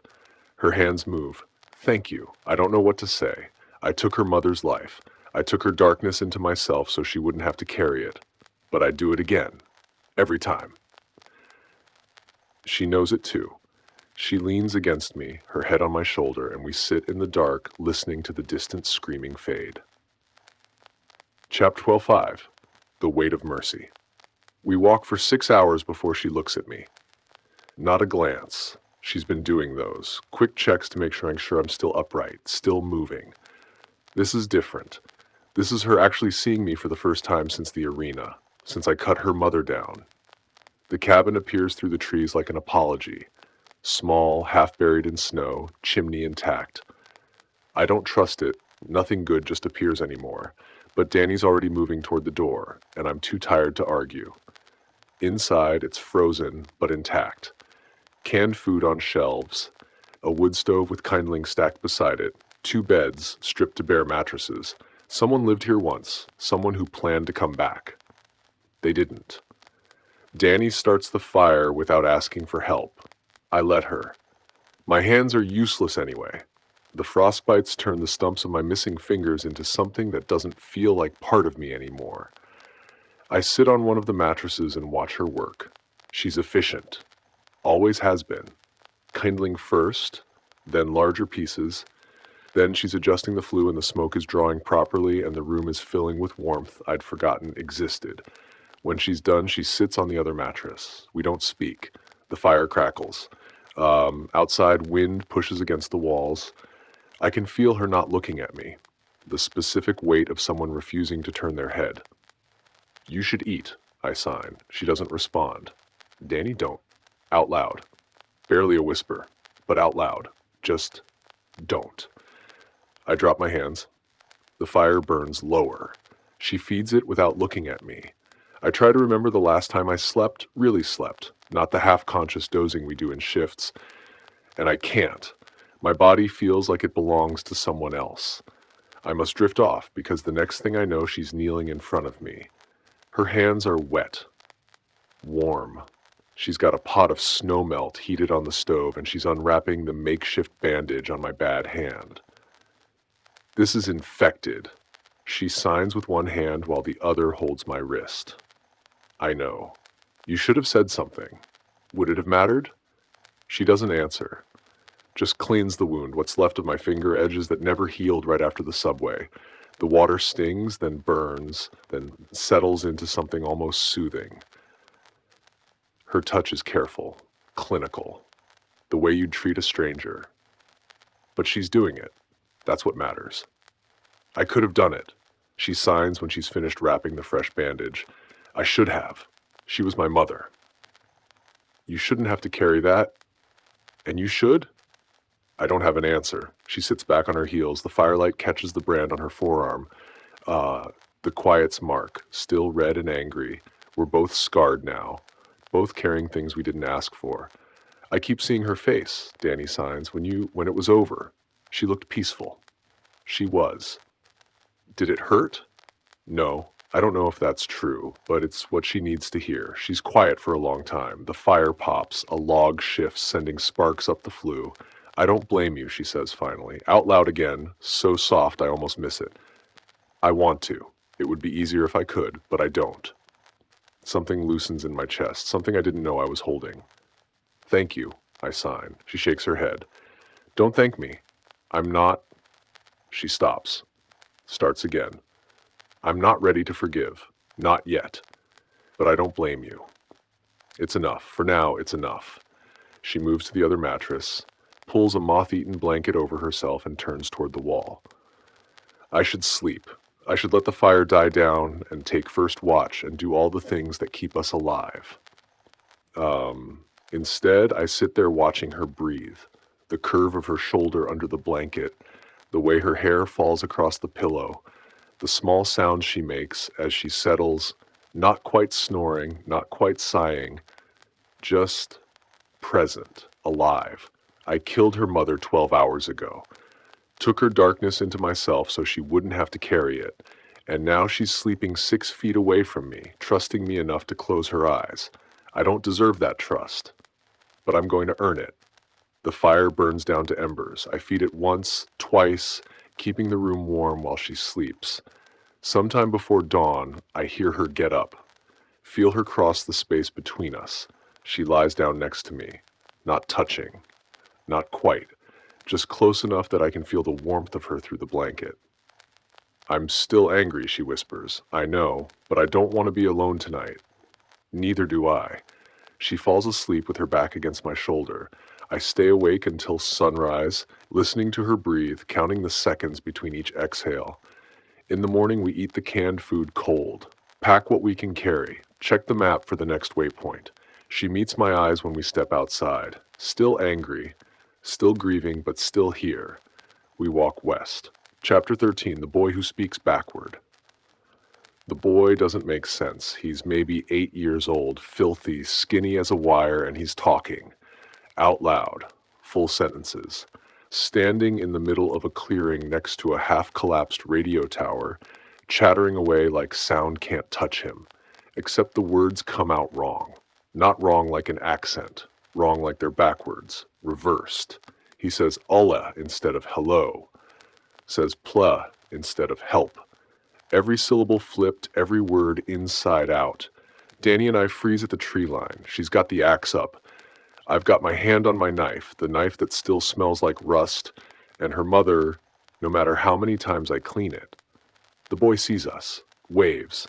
"Snerf," he calls out. "Snerf, Emok. Friends, come."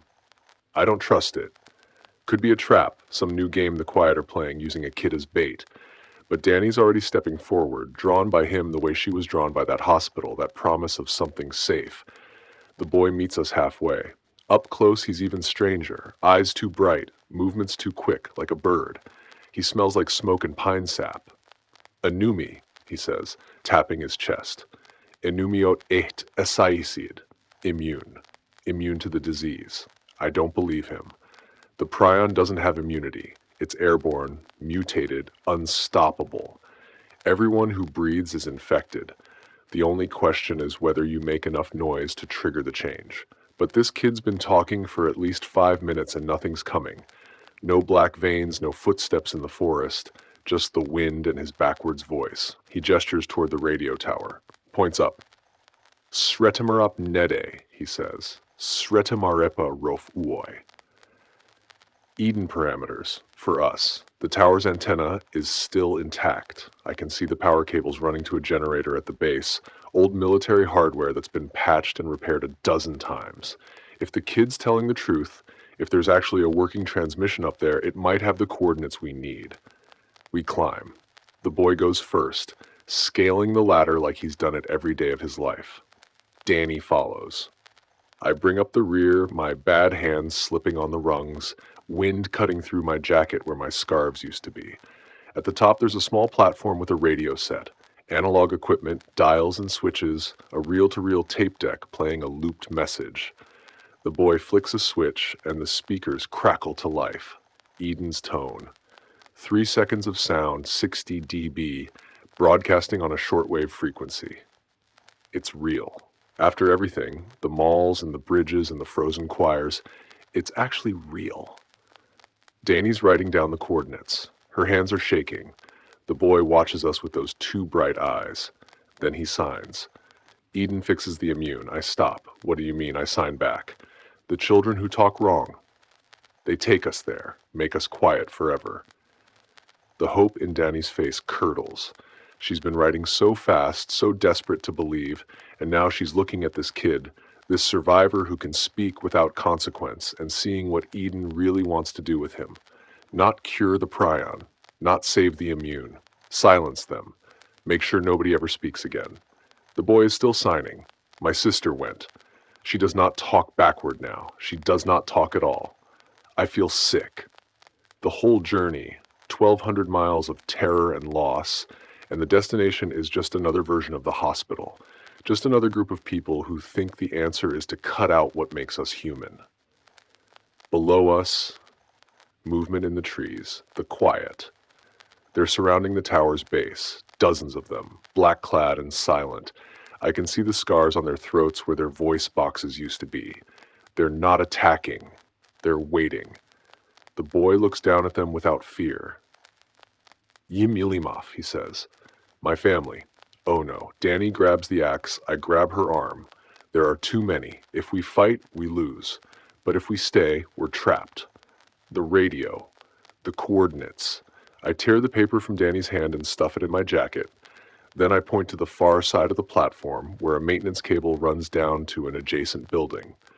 Go, I sign. I'll hold them off. She shakes her head. Of course she does. Danny, go. But she's already climbing over the railing, axe on her back, reaching for the cable. I turn to the boy. Why? I ask. Out loud, barely a whisper. He tilts his head like he doesn't understand the question. Then the quiet surge forward. I don't wait. I grab the cable and slide. The metal burns my palm, tears the healing skin on my finger stumps. I hit the roof of the adjacent building, roll, come up running. Danny's ahead of me, sprinting for the tree line. Behind us, the radio tower falls. The quiet cut the supports. Cables snap, metal screams, and the whole structure crashes down in a tangle of sparks and broken transmissions. Eden's tone cuts off mid-broadcast, but I still have the coordinates. Folded in my jacket, over my heart. We run until the screams fade, until the trees swallow us, until my lungs are burning and my hand is slick with something that isn't sweat. When we finally stop, Danny signs. The boy. Bait, I sign back. He was always bait. Her jaw tightens. She's thinking about the tower, the transmission, the truth we found there. Eden isn't salvation. It's just a different kind of silence. but it's the only lead we have, and somewhere on that island, her father is waiting. Chapter 14, Betrayal in Static. The snowstorm hits at dusk. We're holed up in a farmhouse basement, concrete walls and a rusted generator that won't start. Danny's trying to get a fire going in an old trash can, feeding it scraps of newspaper and broken furniture. The smoke pools against the ceiling. Nowhere to go. I should be helping her. Instead, I'm staring at the shortwave radio we found in the wreckage of an upstairs bedroom. It works. That's the problem. 3 hours ago, while Danny was scouting the property line, I heard a voice on the frequency. Calm. Measured. Familiar. The choirmaster. I know you're listening, Danielle. Her father's voice, broadcasting through the static like he could reach through the speaker and touch her. I know you're close. I know you're tired. And I know you've been carrying this burden, this man who doesn't deserve your loyalty, for far too long. I didn't tell her. I should have. The moment she came back, stamping snow off her boots, I should have said, your father made contact. He wants you to come home. He says he'll let me live if you do. But I didn't, because I knew what she'd do. Now the radio's dead, batteries drained, and we're stuck in this basement while the storm buries us. Danny's got the fire going. Small, weak, barely enough to see by. She's rubbing her hands together, breath clouding in the cold. You've been quiet, she signs. I shrug. Tired. Liared. She's watching me now. That look she gets when she knows I'm holding something back. The same look she had on the bridge before we screamed our names, equal parts challenge and invitation. I could tell her. Right now. Admit what I heard, what her father offered, what it would mean for both of us. Instead I say, we should sleep. Storm might break by dawn. She doesn't push, just nods and settles onto the mattress we dragged down from upstairs, coat wrapped around her like a blanket. But her eyes stay open, watching me. I take the first watch. 2 hours in, I hear her breathing change, deeper, steadier. She's out. The radio, it's sitting in the corner where I left it.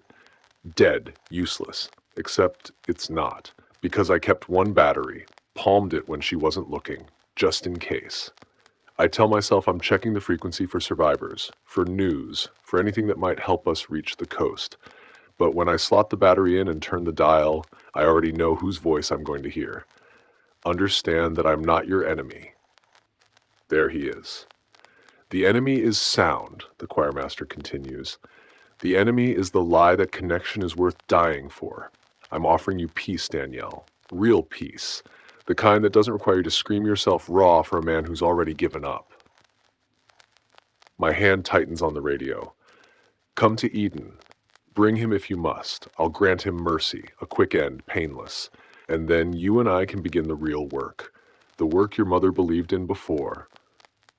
The broadcast cuts off. Static. I look up. Danny's standing at the bottom of the stairs. She heard. She heard all of it. Her father's voice, his offer, the fact that I've been listening in secret, the fact that I kept the battery, the fact that I didn't tell her.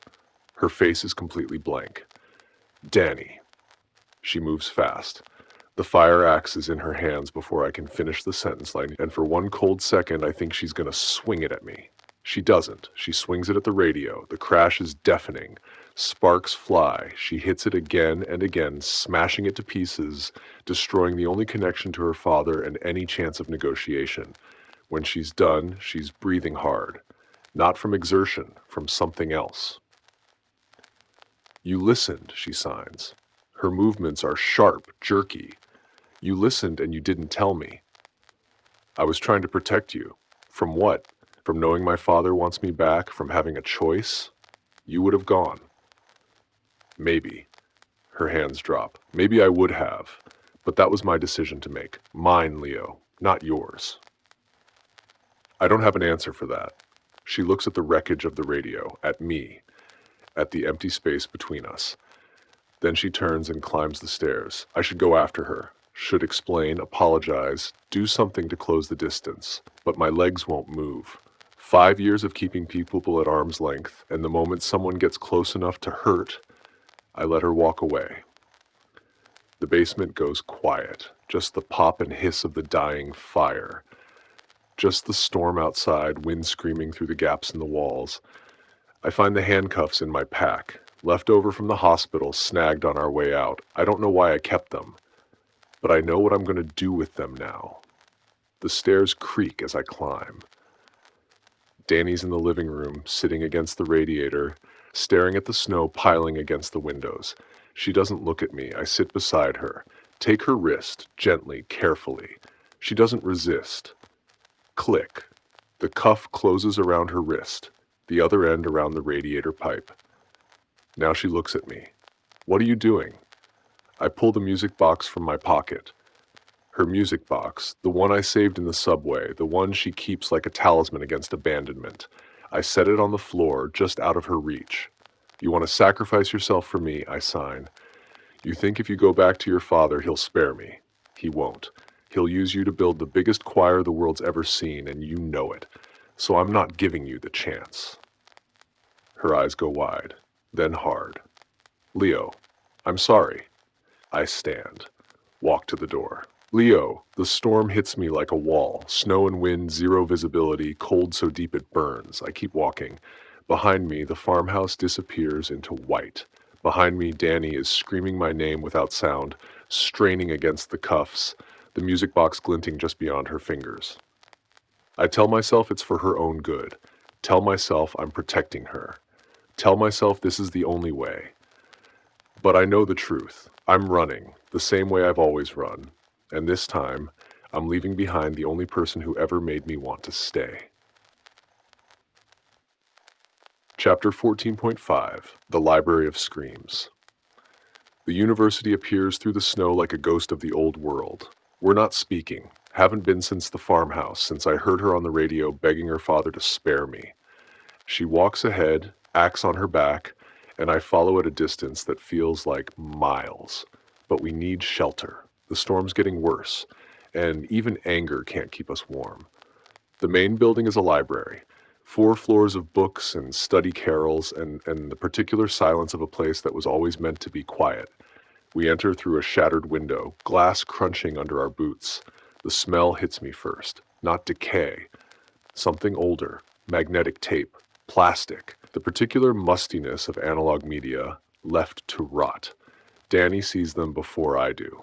Cassette tapes. Thousands of them. Stacked on tables, stuffed in shelves, piled in corners like someone was trying to build a fortress out of recorded sound.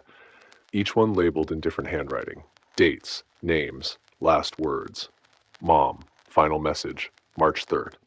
David's laugh. Do not erase. Goodbye to whoever finds this sprite. A library of screams. Danny picks one up, turns it over in her hands. Her face is unreadable. People came here, she signs, to record themselves, before they turned, She doesn't finish. I understand. This was a place where the dying came to leave something behind.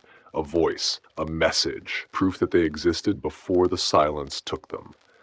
There's a player on the main desk, old battery-powered, the kind that shouldn't still work after 5 years. But someone maintained it, kept it ready. Danny sets down the tape she's holding, looks at me. I should leave, should walk away, find another room, let her have this space. We're not talking. We're not anything right now. But my feet won't move. She starts going through the tapes, methodical, reading each label, setting them aside, looking for something specific or maybe just looking. I don't know. I don't ask. I wander the stacks. The tapes go back years. Some from the first weeks of the flare when people still thought it might end. Others from later, when they knew it wouldn't. The handwriting gets shakier as the dates progress. The messages get shorter. Tell my kids I tried. I'm sorry, I love you, I love you, I love you. I should stop reading. Should turn around and go back to Danny and figure out how to cross the distance between us. Instead, I keep walking. The back corner of the library is darker, quieter. The tapes here are older, some of the first recordings from the week after the flare. I pick one up at random. Evacuation Zone 7, family messages. Day 4. My hand goes still. Zone 7. That was my zone. My neighborhood. The place where I stood on the sidewalk and shouted my sister's name and watched her turn into something that wasn't her anymore. I shouldn't play it. I put it in the player. Static, hiss, then voices. Dozens of them, overlapping, recorded in a rush. People saying goodbye, people crying, people trying to explain to their families what was happening when nobody understood yet. And then Leo? Leo, are you there? I can't find you, Mom said to meet at my sister's voice. I stopped breathing. School, but there's so many people and I'm scared and I don't know where. Leo? Leo? She's calling for me. Recorded by someone else's device, captured by accident, preserved on a tape that's been sitting in this library for 5 years. And then she laughs. Not a happy laugh. A scared one. The sound she used to make when she was trying to be brave and failing. The sound I heard right before I shouted her name and the veins started crawling up her neck. The laugh I've been carrying on my recorder ever since. But this one's different. This one I didn't choose to keep. This one exists without my permission, playing in a dark corner of a dead library. And I can't stop it. I can't control it. My hands are shaking. I reach for the player to turn it off, but my fingers won't work. And her voice keeps going, keeps calling my name, keeps laughing that terrified laugh, and I'm back there. I'm standing on the sidewalk watching her change, and I can't move, and I can't speak, and I can't. The player stops. Danny's standing in front of me. She ejected the tape. She's holding it in her hand, looking at me with an expression I can't read. Your sister, she signs. I nod. Can't do anything else. She looks at the tape, at me, at the tape again. Then she puts it in her pocket. She signs. When you're ready, I don't want it. Don't want any of it. I want to go back to an hour ago when I was just angry at her for the radio call when the wound was simple and clean. But nothing's simple anymore. She holds out her hand. I look at it. At her. At the library full of last words and dying messages and all the voices that will never speak again. I don't take her hand. We should find separate rooms, I sign, for the night. Something flickers across her face. Hurt, understanding. Both, she nods. We find separate rooms. I don't sleep. Chapter 15. The Longest Night. The football stadium rises out of the blizzard like a promise I don't want to keep. I've been walking for 6 hours, maybe more. Time doesn't mean much when you can't feel your feet and your hands have stopped hurting, and the only thing keeping you moving is the weight of what you left behind. The music box. Her face when she realized what I was doing. The way she mouthed my name as I walked out the door. I didn't look back. I couldn't. If I had, I would have stayed. The stadium's empty. Stands buried in snow, field a flat white expanse. The goalposts stick up like bones. I climb over the barrier at the 50-yard line and stand in the center of nothing. This is where I'll do it. I take out the voice recorder, the one I've carried since the evacuation, the one with my sister's laugh, the last sound she made before she turned, before my shout called the listeners down on both of us. I've never played it, not once in 5 years. Kept it like a wound I wouldn't let heal. But now I'm done. Done running. Done protecting myself from feeling. Done pretending that silence is safety when all it's ever been is slow death. I press play. Her laugh fills the stadium, high and bright, the way it sounded when she was 7 and I'd push her on the swings, before the flare, before any of it. The sound carries. Echoes off the empty stands, rolls across the field, and it broadcasts into the storm, calling them. I close my eyes. The footsteps start maybe 30 seconds later. Heavy. Multiple. Coming from all directions. This is it. This is how it ends. Leo. I don't register the voice at first. Too far gone. Too ready to be done. But then, impact. Someone hitting me low and hard, tackling me to the frozen ground, the recorder flying out of my grip and skidding across the snow. Danny, her wrists are bleeding. Cut deep, all the way to bone. She must have broken the cuffs against the radiator, torn herself free, run through the storm to find me. Her face is an inch from mine. Snow in her hair, ice on her lashes, and her eyes are blazing with something I've never seen before. Not anger. Hotter than that. She hits me. Not a slap, a punch, square to the jaw. My head snaps back and my vision whites out, and when it clears, she's signing so fast her hands are blurring. You don't get to leave. You don't get to decide for me. You don't get to... Why? I sign back. Why do you care? I left you there. I cuffed you to a wall and walked out, and because you're mine, you idiot. Because I didn't scream my throat raw in that hospital for you to die alone in a snowstorm. Because I love you.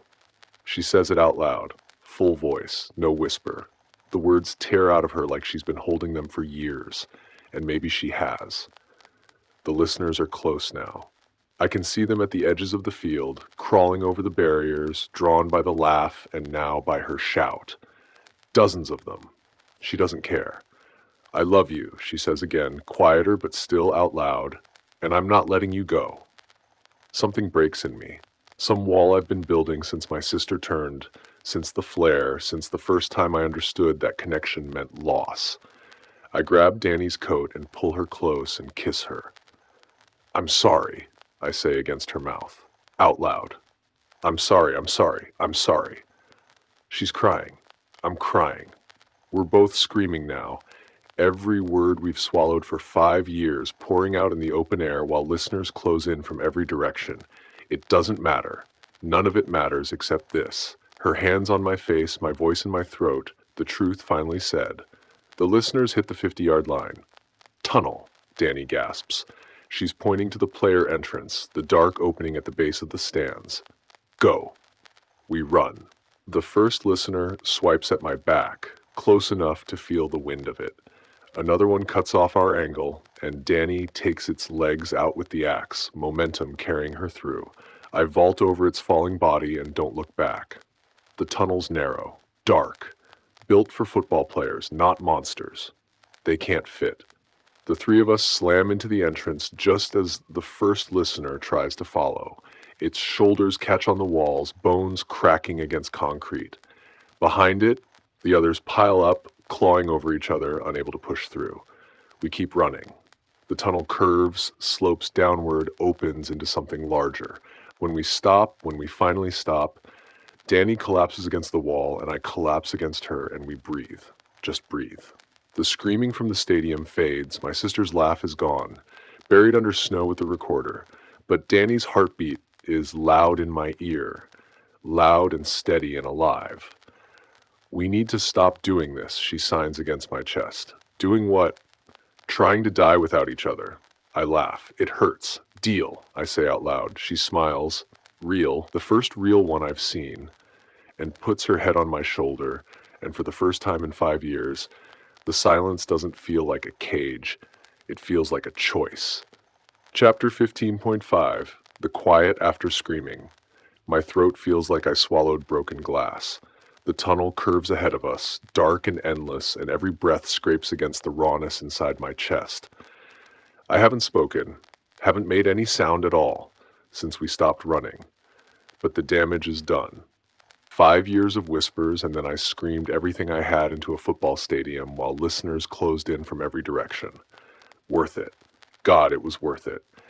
Danny's ahead of me, one hand trailing the wall for guidance. Her other hand is pressed against her throat. Same reason. We shredded ourselves out there, emptied every word we'd been swallowing since the flare. She stops. I almost run into her. What? Shh. She holds up a hand. Listening. I listen too. Nothing.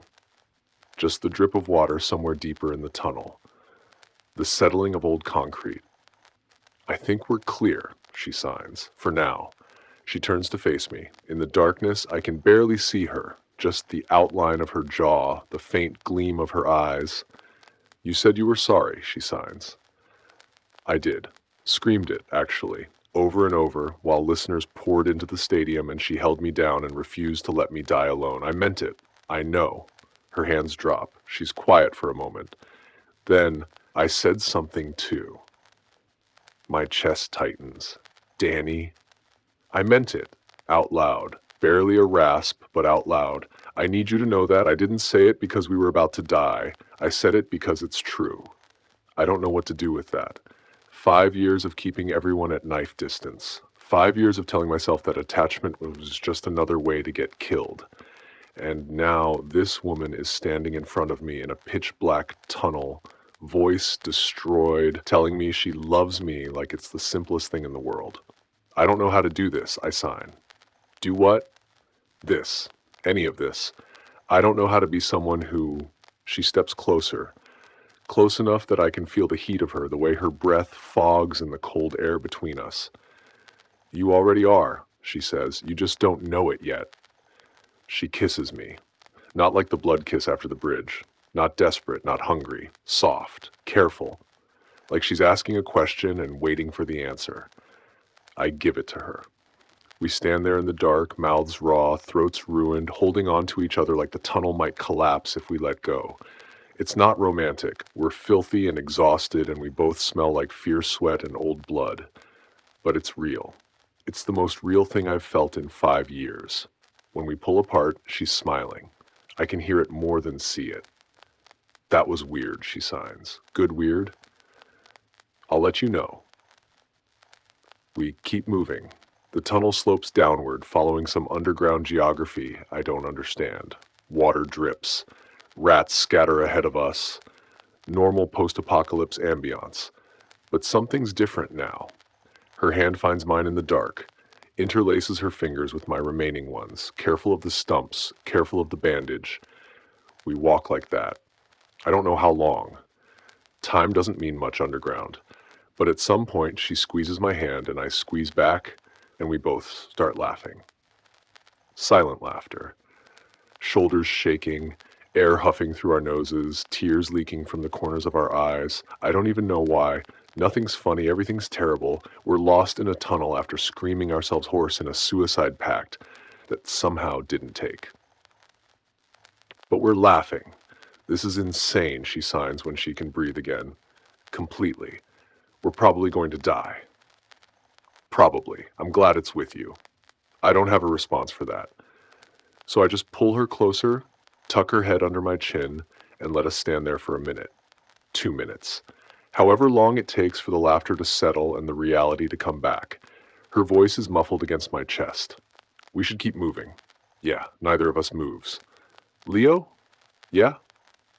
When we get to Eden, if we get there, I don't want to go back to the way it was before. The silence, the distance. She pulls back, looks up at me. I know you think keeping people away keeps them safe, but I'm already in danger. I've been in danger since the flare. You not caring about me doesn't change that. It just makes it lonelier. She's right. I know she's right, but knowing and doing are different things. I'll try, I sign. That's all I'm asking. She takes my hand again. We walk. The tunnel opens up ahead. I can feel the air change, smell something different, older, like a space that's been sealed for a long time. Wait, Danny signs. Do you hear that? I stop. Listen. A tone, faint, almost below the threshold of hearing. 3 seconds long, repeating. Eden's broadcast. We're close to something. Her grip tightens on my hand. Whatever's ahead, whatever we're about to find, we're walking into it together. The way we should have been from the start. Chapter 16, The Truth Beneath the Tone. The tunnel keeps going. We follow it for hours, or maybe minutes. Hard to tell in the dark. Danny's got my hand because I can't grip a flashlight anymore, and she's leading us through the black like she can smell which way is forward. The concrete gives way to older stone, then earth, then something that looks almost natural, like we've wandered into a cave system that was here long before the stadium. This doesn't make sense. I sign against her palm. Nothing makes sense. Keep moving. The air changes. Warmer, wetter, and underneath it, underneath everything, a sound, a tone. 3 seconds. Repeating. 60 dB. The exact frequency from the radio tower. Eden's broadcast. But we're not on an island. We're under a football stadium in the middle of the continent. There's no way. The tunnel opens up. We're in a chamber. Not massive, cramped, hastily constructed, walls lined with papers and equipment that looks salvaged. Research notes pinned everywhere, diagrams of the prion, maps marked with listener territories. Someone was working here, studying and on a makeshift desk next to a dead radio, documents. Official letterhead. Project designations. Control frequency active.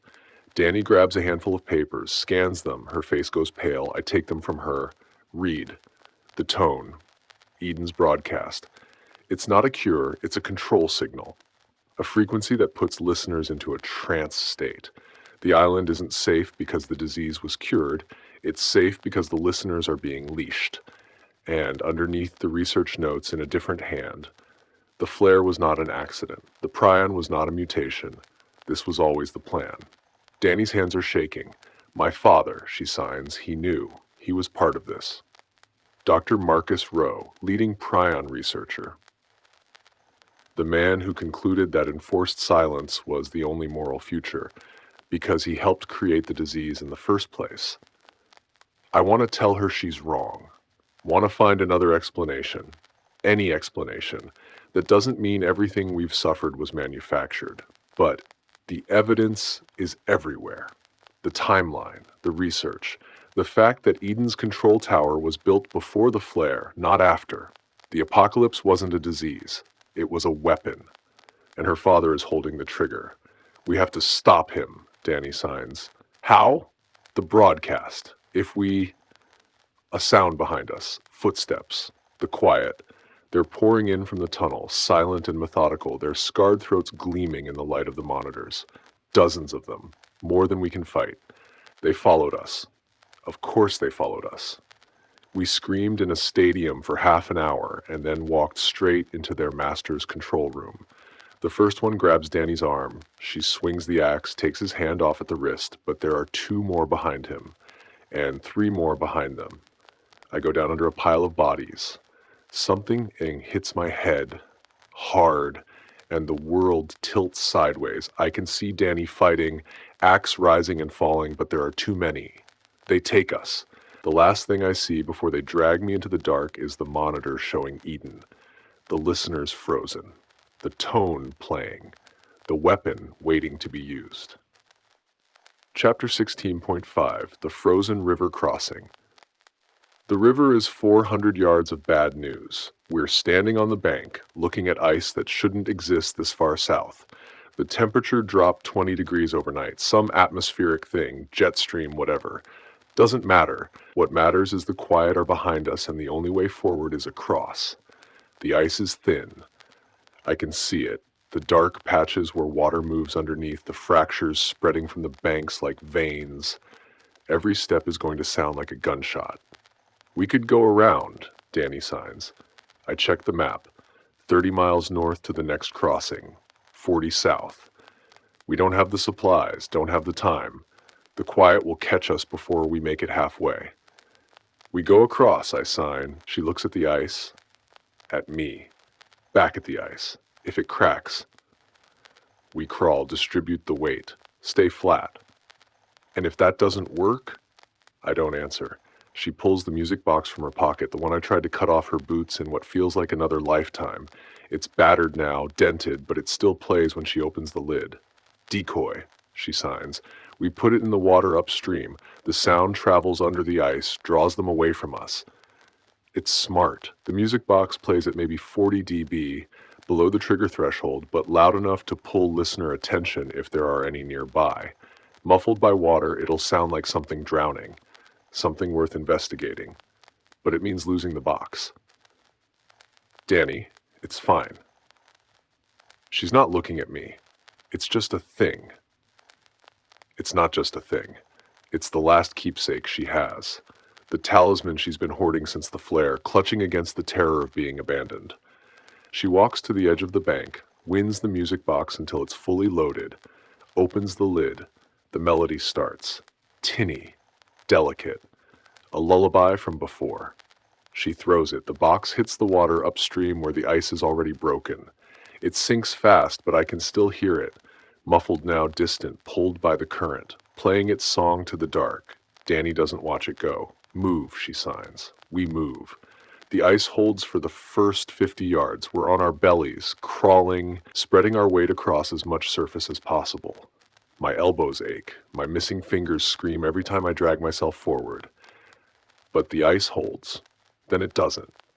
The crack is exactly what I expected. A gunshot, sharp and loud, echoing across the river and into the trees on both sides. I freeze. Danny freezes. We're maybe 200 yards out, middle of the river, nowhere to go. Another crack. Longer this time. I can feel the ice shifting underneath me and tilting toward the fracture. Don't move, I breathe. I'm not moving. I mean, don't breathe. I'm not. A third crack. And then the sound I've been dreading. Footsteps in the woods. Heavy. Multiple. Coming fast. The listeners heard us.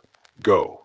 Danny hisses. Go. We scramble. No more crawling, just flat out sprinting on our bellies, clawing at the ice, pushing with our knees and elbows and anything that will give us traction. The cracks spread around us, gunshot after gunshot and underneath it all I can hear the music box still playing, muffled and strange, calling the listeners toward the sound. It's working. They're going for the box instead of us. But they're close. I can see them at the tree line now. Blind faces turned toward the water, tracking the melody. 50 yards to the far bank.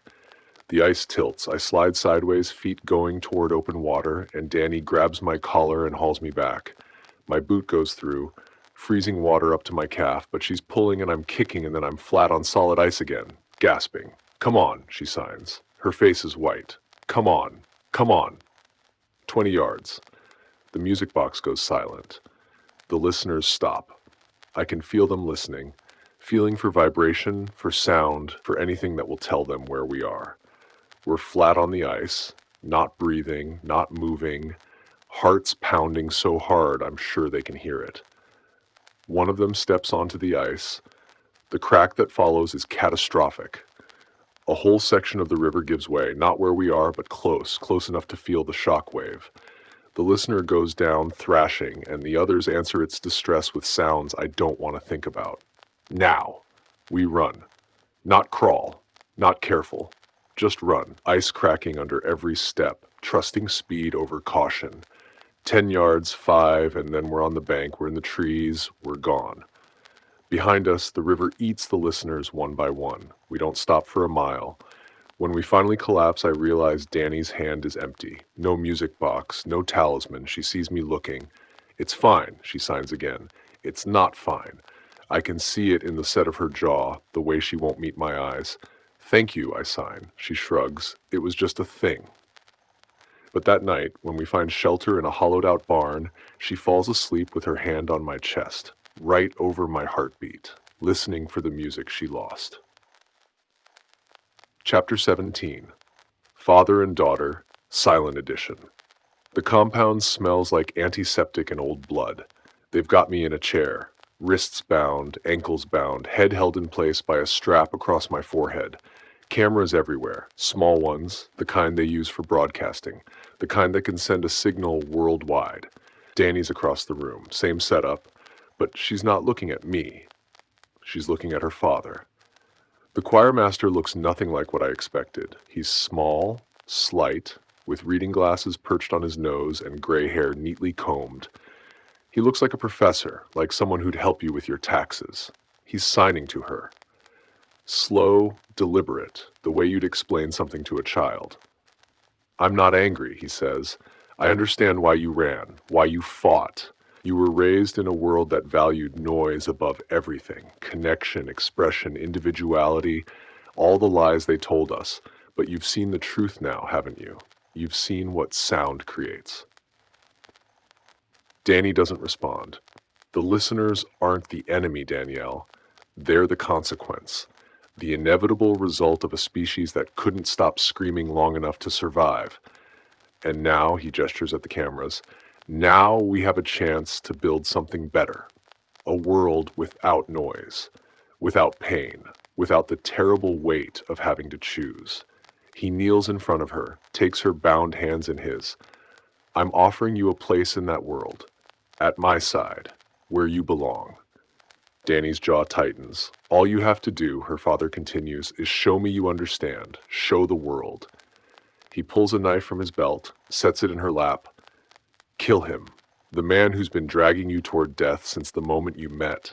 Kill him on camera and prove that silence is stronger than whatever you think you feel. He steps back. Waits. The cameras are rolling, red lights blinking, broadcasting to whoever's left out there with a working receiver. Danny looks at the knife, looks at me. Her face is unreadable. 5 years of survival, of abandonment, of watching everyone she loved either leave or turn into something monstrous. 5 years of learning that the only way to stay safe is to be useful. Her father's offering her that, a role, a purpose, the thing she's always wanted, someone who won't leave her behind. All she has to do is cut my throat. I wouldn't blame her. After the farmhouse, after the cuffs, I wouldn't blame her at all. She picks up the knife. Danielle. Her father's voice is soft, encouraging. You know this is right. She stands, crosses to me. The blade catches the light. I close my eyes. I forgive you, she says. I open them. She's not looking at me. She's looking at her father. I forgive you for Mom, she says, out loud. I forgive you for the flare. I forgive you for thinking this was mercy. Then she turns and swings the knife at the camera. Sparks fly. Glass shatters. She's moving before her father can react, slashing through cables, smashing monitors, destroying the broadcast equipment piece by piece. No. The choirmaster lunges for her, but she's already past him, cutting through the straps on my chair with 3 quick swipes. I'm on my feet, hands still bound but mobile. The quiet are converging. I can see them in the doorway, flowing toward us like water. But Danny's not done. She grabs the axe from where they left it, leaning against the wall. Run, she says. I run. Behind me, the sound of her axe finding flesh. Chapter 8. The axe speaks louder. The compound becomes a blender. Danny's hitting everything that makes noise. Speakers. Alarms. The PA system her father used to broadcast his sermons. Every impact sends a new frequency into the air, and the listeners outside the walls are answering. I can hear them. Crashing through barricades, tearing through the quiet's patrols. Drawn by the cacophony of destruction Danny's unleashing. She's doing it on purpose, turning her father's army against itself. I find her in the central courtyard, axe dripping, surrounded by bodies. The quiet keep coming, loyal to the end, but the listeners are faster, hungrier. They don't care about ideology, they only care about sound. Leo, she waves me over, points to the north gate. The boat, we can still make the coast if we... A listener lands between us, 12 feet tall, one of the old ones. The first choir, the original infected from the early days of the flare. Its skin is gone entirely, replaced by exposed muscle and bone that's fused into something almost architectural. It moves like it's been hunting since the world began. Danny swings the axe. The creature catches it, rips it from her hands, throws it aside like a toy. She doesn't run. She screams. Not a distraction this time, not a strategy, just raw animal defiance. The sound of someone who's decided that if she's going to die, she's going to do it loud. The listener hesitates. Just for a second, just long enough. I hit it from behind. The knife, her mother's knife, sinks into the base of its skull. It shudders, drops, and I'm pulling Danny away before the next one arrives. We run for the gate. The compound is collapsing behind us. Listeners in quiet tearing each other apart, flames spreading from the smashed equipment, her father's vision of enforced silence burning to the ground. We're almost out when I see it. Her neck, black veins, crawling up from her collar toward her jaw. She's infected. The scream, the prolonged sound, the rage she poured into it. It triggered the change. She sees me looking. Her hand goes to her throat. Don't, she signs. Don't stop. I don't. We run through the gate, into the snow, toward the coast. Behind us, the compound burns. But all I can see is the darkness spreading under her skin. The prion taking hold. The clock that started ticking. She's turning into the thing we've been running from since the beginning, and I'm not letting her go. Chapter 19. The cost of volume. She's getting heavier. Not physically. She's lost weight since the hospital, since the frozen choir, since all of it. But her steps are slowing. Her coordination's failing. Every few minutes she stumbles, catches herself. Gaff keeps moving. The black veins have reached her jaw. You should leave me, she signs during one of our breaks. We're sheltered in a drainage pipe, maybe a mile from the water. I can smell salt. You can still make it. No. Leo. I said no. She tries to smile. It doesn't quite work. The muscles in her face are starting to seize. You're an idiot, she says out loud. The words slur slightly. I know. I get her up, get her moving. One arm around her waist, half carrying, half dragging. The coast is close. The boat is there. Has to be there after everything. The veins reach her cheekbones. Her eyes are still hers. Still Danny. But I can see the change happening behind them. Something new waking up. Something that doesn't care about me or Eden or any of it. We hit the beach as the sun comes up. The boat's there. Small, wooden, beached above the tide line. Old but solid. Someone maintained it. Maybe whoever was waiting for the people who never came. Danny collapses at the waterline. Her breathing is wrong now. Ragged, too fast. I kneel beside her. We made it, I sign. Danny, we made it. She's not looking at the boat. She's looking at me. You need to do it now, she signs. Her movements are jerky, imprecise. Before I can't. No. Leo, please. I touch her face. The skin is hot. The veins pulse under my fingers. I'm not doing it, I say. I'm not losing you like I lost her. You'll lose me anyway. She grabs my hand, pulls it to her throat. This way you get to choose. This way I get to choose. The knife is in my belt, her mother's knife, the one I've used twice now for mercy. I could do it. One cut. Quick, painless. Let her die as herself instead of becoming another monster in a world full of them. But my hand won't move. I can't, I whisper. Her eyes fill with tears. The black veins frame them like cracks in glass. Then let me choose the sound I die with, she signs. The tide is going out. I can see the mudflats emerging, the boat settling lower as the water recedes. 20 minutes and we'll be stranded until the next one. I stand over the boat, knife raised, my face desperate. Danny is signing against my chest, her neck black with pulsing veins.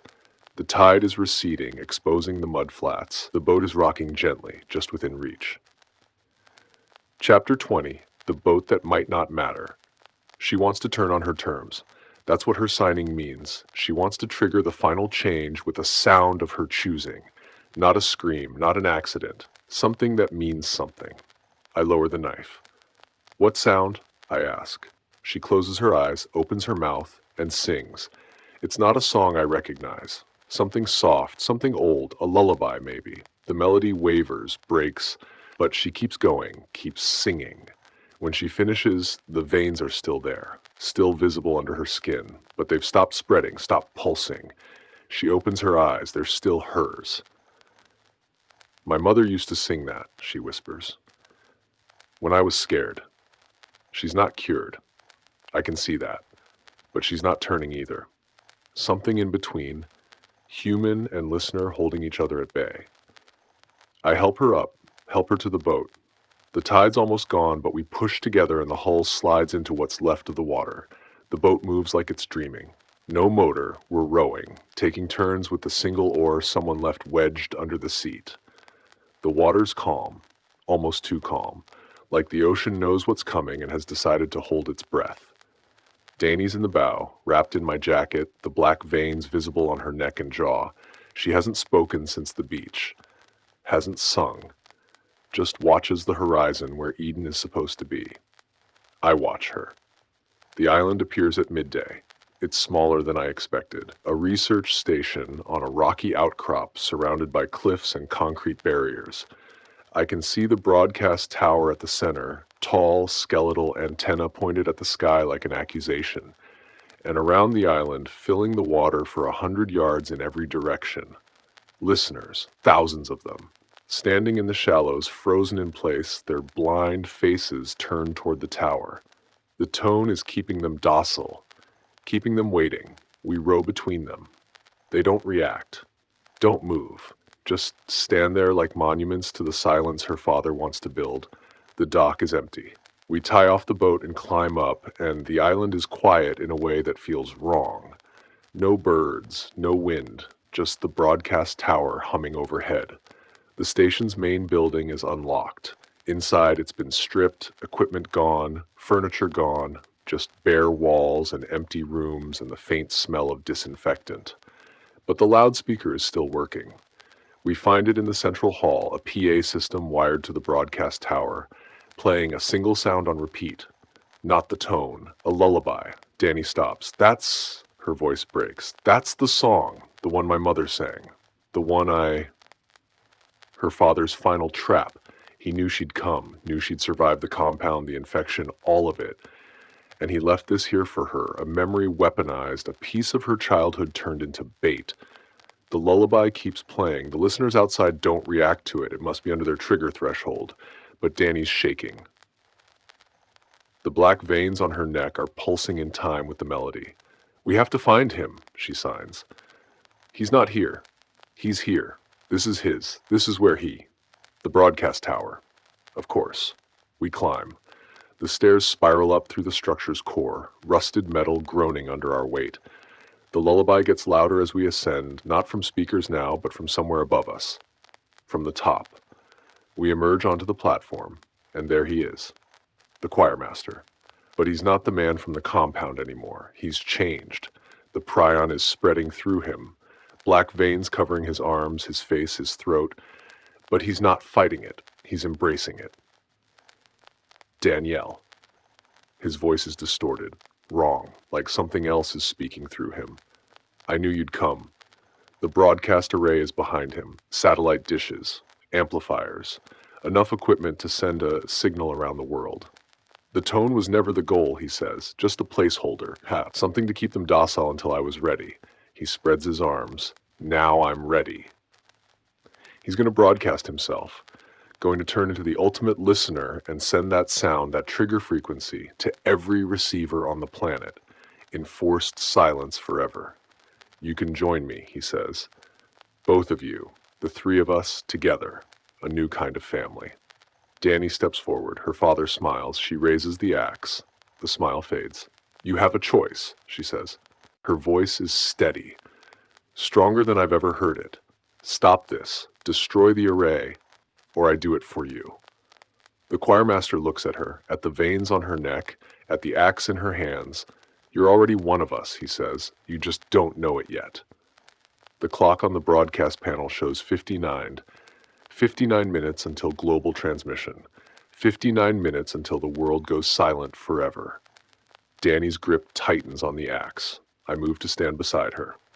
Whatever happens next, we're facing it together. Chapter 21.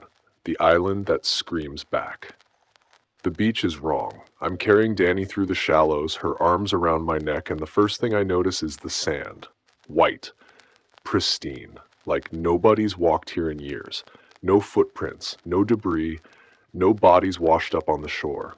Just clean, untouched white stretching in both directions. The salt water is cold against my legs, numbing cold, the kind that makes your bones ache.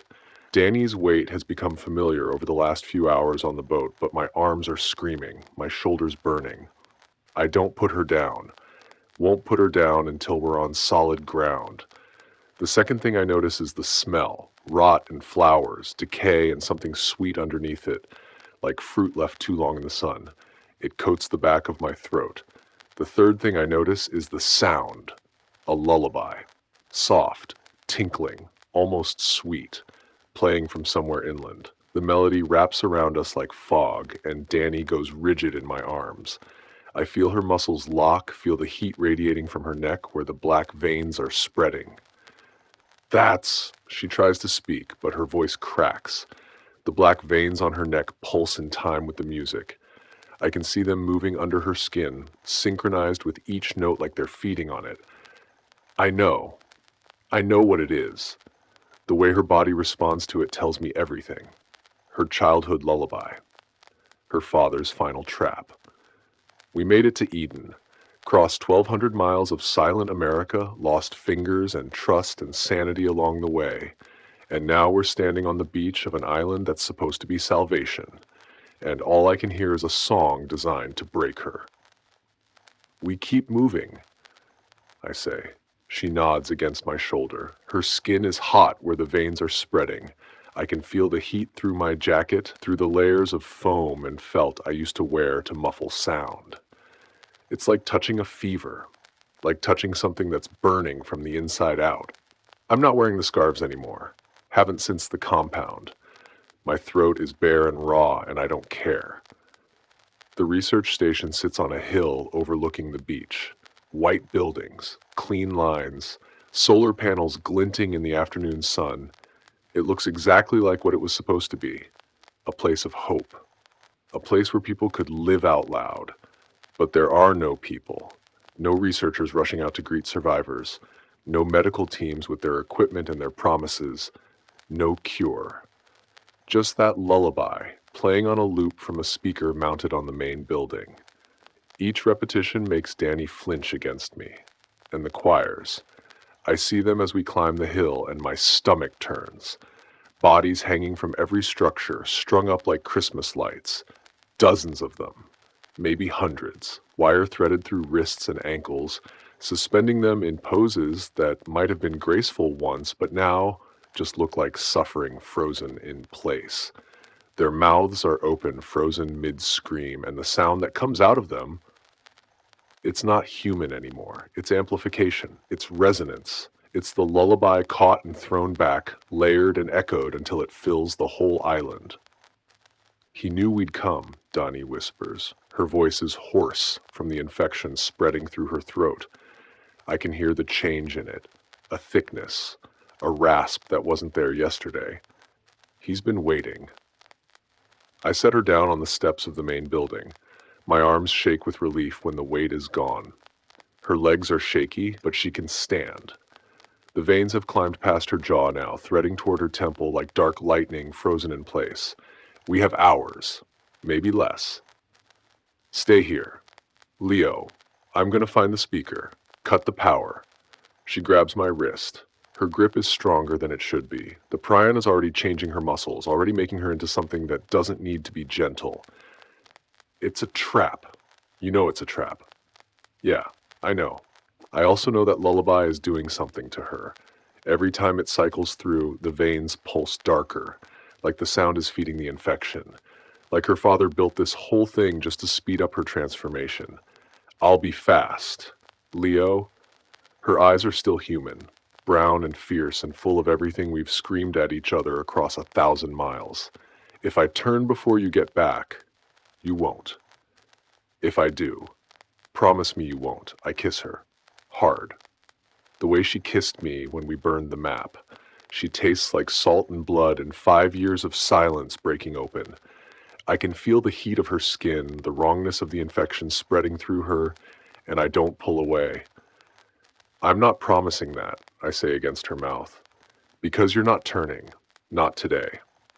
She laughs. It's a broken sound, more cough than humor, but it's still hers. Still Danny. I leave her on the steps and head inside. The building is empty. Desks covered in dust so thick it looks like gray snow. Computers dark, their screens reflecting nothing. Lab equipment sitting exactly where the researchers left it 5 years ago. Beakers and centrifuges and things I don't have names for, all frozen in place like a museum exhibit. Whatever happened here, it happened fast. They didn't have time to pack, didn't have time to run.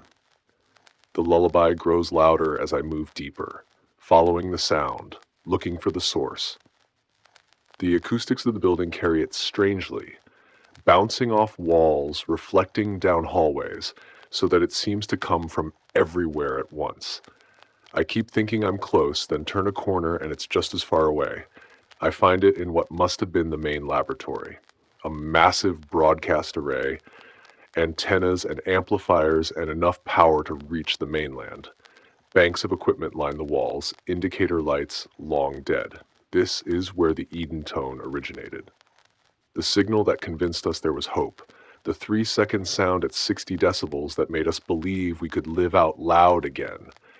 And sitting in front of it, perfectly preserved, is a recording device. The lullaby isn't live. It's a loop, set to play the moment anyone approached the island, a welcome mat made of sound, a trap baited with childhood memory. I reach for the power cables. I wouldn't. The voice comes from behind me. Calm. Male. The same voice I heard on the shortwave, underneath the Eden tone. The voice that made Danny cry in silence all those weeks ago. I turn slowly. He's standing in the doorway. Dr. Marcus Rowe, the choir master, Danny's father, or what's left of him. The transformation has already begun. His veins are black from collarbone to scalp, spreading across his face like cracks in old porcelain. The pattern is denser than Danny's, more advanced. His eyes have gone milky, not blind yet, but close, the irises barely visible behind the film. His body is taller than it should be, muscles bulging against his lab coat in ways that don't match human anatomy. His shoulders are too wide, his fingers too long. He's turning himself into a listener, on purpose. "You made it," he says. His voice is still human, but there's a resonance underneath it, a vibration that I can feel in my chest. I knew she would. Danielle was always my strongest work. My hand is on my knife. Not that it'll matter. He's already stronger than me, faster than me. The prion is making him into something I can't fight with a blade. But I keep my hand there anyway. It's something to hold on to. The broadcast, I say, the Eden tone. It was never a cure. Of course not, he smiles. The expression looks wrong on his half-transformed face. Too wide, too many teeth showing. It was a lullaby, to keep the listeners calm, to keep them docile while I built something better. Better. Permanent. He steps closer. I step back. The movement is smooth, predatory. He's not walking like a human anymore. In 1 hour, I'll complete my transformation, and then I'll broadcast, not a tone, a signal, carried on my voice. Every person who hears it will begin to turn. Every listener who hears it will fall under my control. Global silence. Forever. You're insane. I'm merciful. His milky eyes find mine. There's something almost human in the way he looks at me, like he genuinely believes what he's saying. Silence is mercy, Leo, you know that. You've lived it. 5 years of watching everyone you loved become monsters because they couldn't keep quiet. 5 years of cutting yourself off from human connection because attachment kills. He's not wrong. That's what makes it worse. I've spent half a decade believing exactly what he believes. Words kill. Emotions kill. Attachment kills. I wrapped myself in scarves and silence and called it survival. Danielle is turning, he says. I can feel it. The prion responds to sound, to the lullaby. Every note brings her closer to what she's meant to be. She's meant to be human. She's meant to be silent. He tilts his head. The gesture is too smooth, too predatory, more bird than human. I can stop it. All she has to do is choose, kill you, and I'll reverse the infection. Join me, and she lives forever. Behind me, the lullaby loops again, and again, and again. Each repetition is like a countdown. Each note brings Danny closer to something that can't be undone. Outside, on the steps of the building, Danny is listening. I can picture her there, the veins spreading, the heat rising, her hands clenching as she fights to stay human. I turn back to the broadcast array. The power cables are thick, industrial. They'll need something heavier than a knife to cut. Something that can bite through metal and rubber and whatever else they use to build this thing.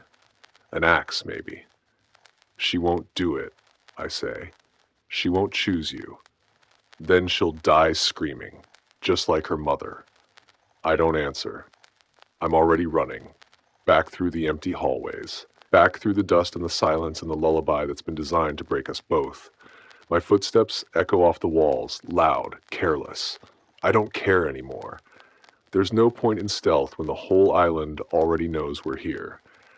Back to the steps where I left her. She's still there, standing now, not sitting.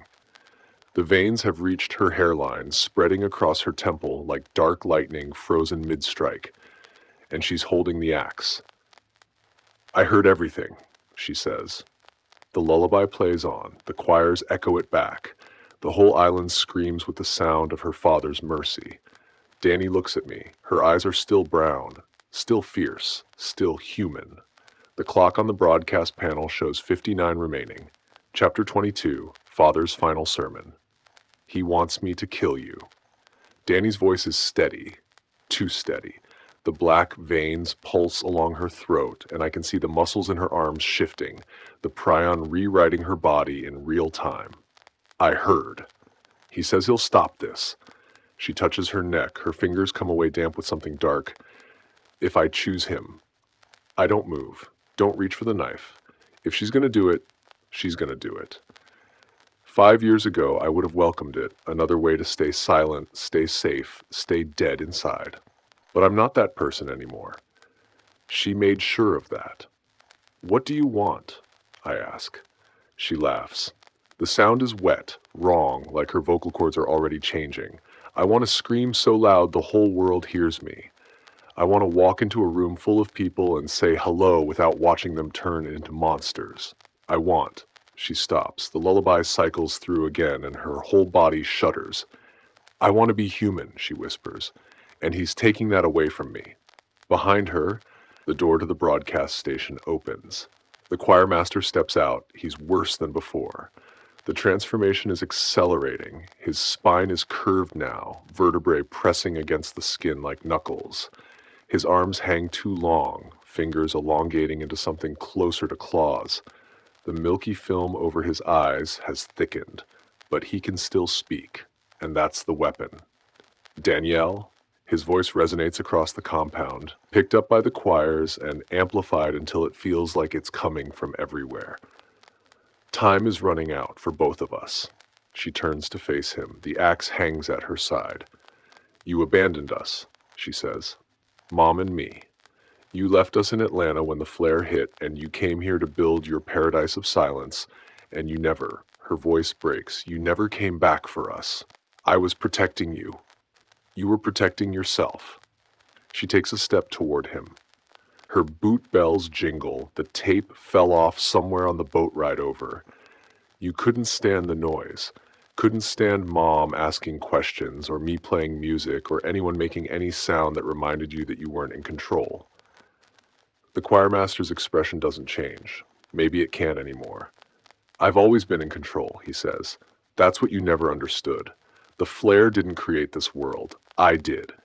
The prion was my work, my gift to humanity, a way to finally, permanently silence all the noise. I knew it. Some part of me knew it the moment we found out Eden wasn't a cure. But hearing him say it, hearing him admit it, you ended the world, I say. I saved it. He spreads his arms. The claws gleam in the afternoon light, and in 47 minutes, I'll perfect it. The broadcast array hums behind him. The lullaby plays on. 47 minutes until global silence. Danny's hands are shaking on the axe handle. The veins have reached her cheekbone now, threading toward her eye. I can see the brown iris fighting against the darkness creeping in from the edges. You killed Mom, she says. You pinned her to a choir and let her scream for 5 years. I gave her peace. The same peace I'm offering you. Peace, she spits the word. Is that what you call it? Hanging from wires, screaming forever, luring more people to the same fate? They don't suffer, not once the transformation completes. He takes a step closer. His movements are fluid, inhuman, like water flowing downhill. It's the in-between that hurts, the fighting, the holding on. Let go, Danielle, let go and join me. She looks at me. One eye brown, one eye filling with darkness as the prion spreads. I can see her weighing it, the choice he's offering. Her life for mine, her humanity for his silence. Leo, she says, I need you to trust me. I do. No. She shakes her head as the motion is jerky. Her motor control is slipping, the infection interfering with signals between brain and muscle. I need you to really trust me, because I'm going to do something that looks like I'm choosing him. My chest goes cold. Danny, trust me. She turns back to her father. The axe rises. Okay, she says. I'll do it. The choirmaster's lipless mouth curves into something like a smile. I knew you would. You were always the smart one, but not for you. She takes another step. Another. Close enough now that I can see the heat shimmering off her skin, the sweat beading on her forehead.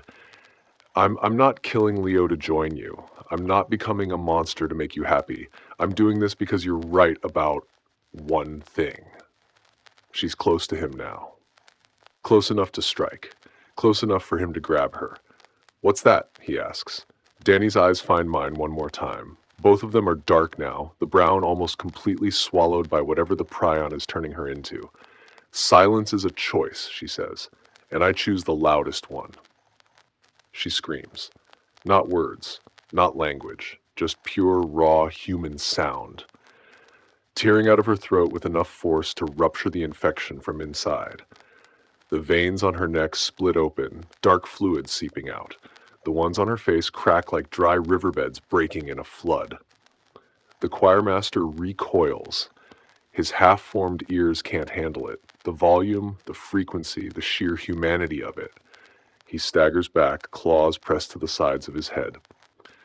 The listeners that make up the choirs around the compound begin to wail in response, drowning out the lullaby, drowning out everything. The sound is apocalyptic. Hundreds of voices screaming at once, overlapping and amplifying until the air itself feels like it's vibrating. And in the chaos, Danny swings the axe. Not at me. At the broadcast array, the blade bites into the power cables. Once, twice. Sparks fly, bright and hot. I feel one land on my hand and sizzle against my skin. The hum of the machinery dies. The lullaby cuts off mid-note. And in the sudden silence, the choirmaster begins to scream. His transformation accelerates. Bones snapping, skin splitting, the prion finishing what it started. But without the broadcast array, there's no signal, no control. He's just another listener, blind and monstrous and alone. Danny drops the axe, her legs buckle. I catch her before she hits the ground. She's lighter than she should be, the infection burning through her from the inside. Did it work? She whispers. Her voice is wrecked, barely human, raw and ragged and the most beautiful sound I've ever heard. I look at her neck. The veins are still there, but they're not spreading anymore. They're not pulsing. The darkness is receding, pulling back like a tide going out. She screamed so hard she broke something inside herself. Maybe the infection. Maybe something else.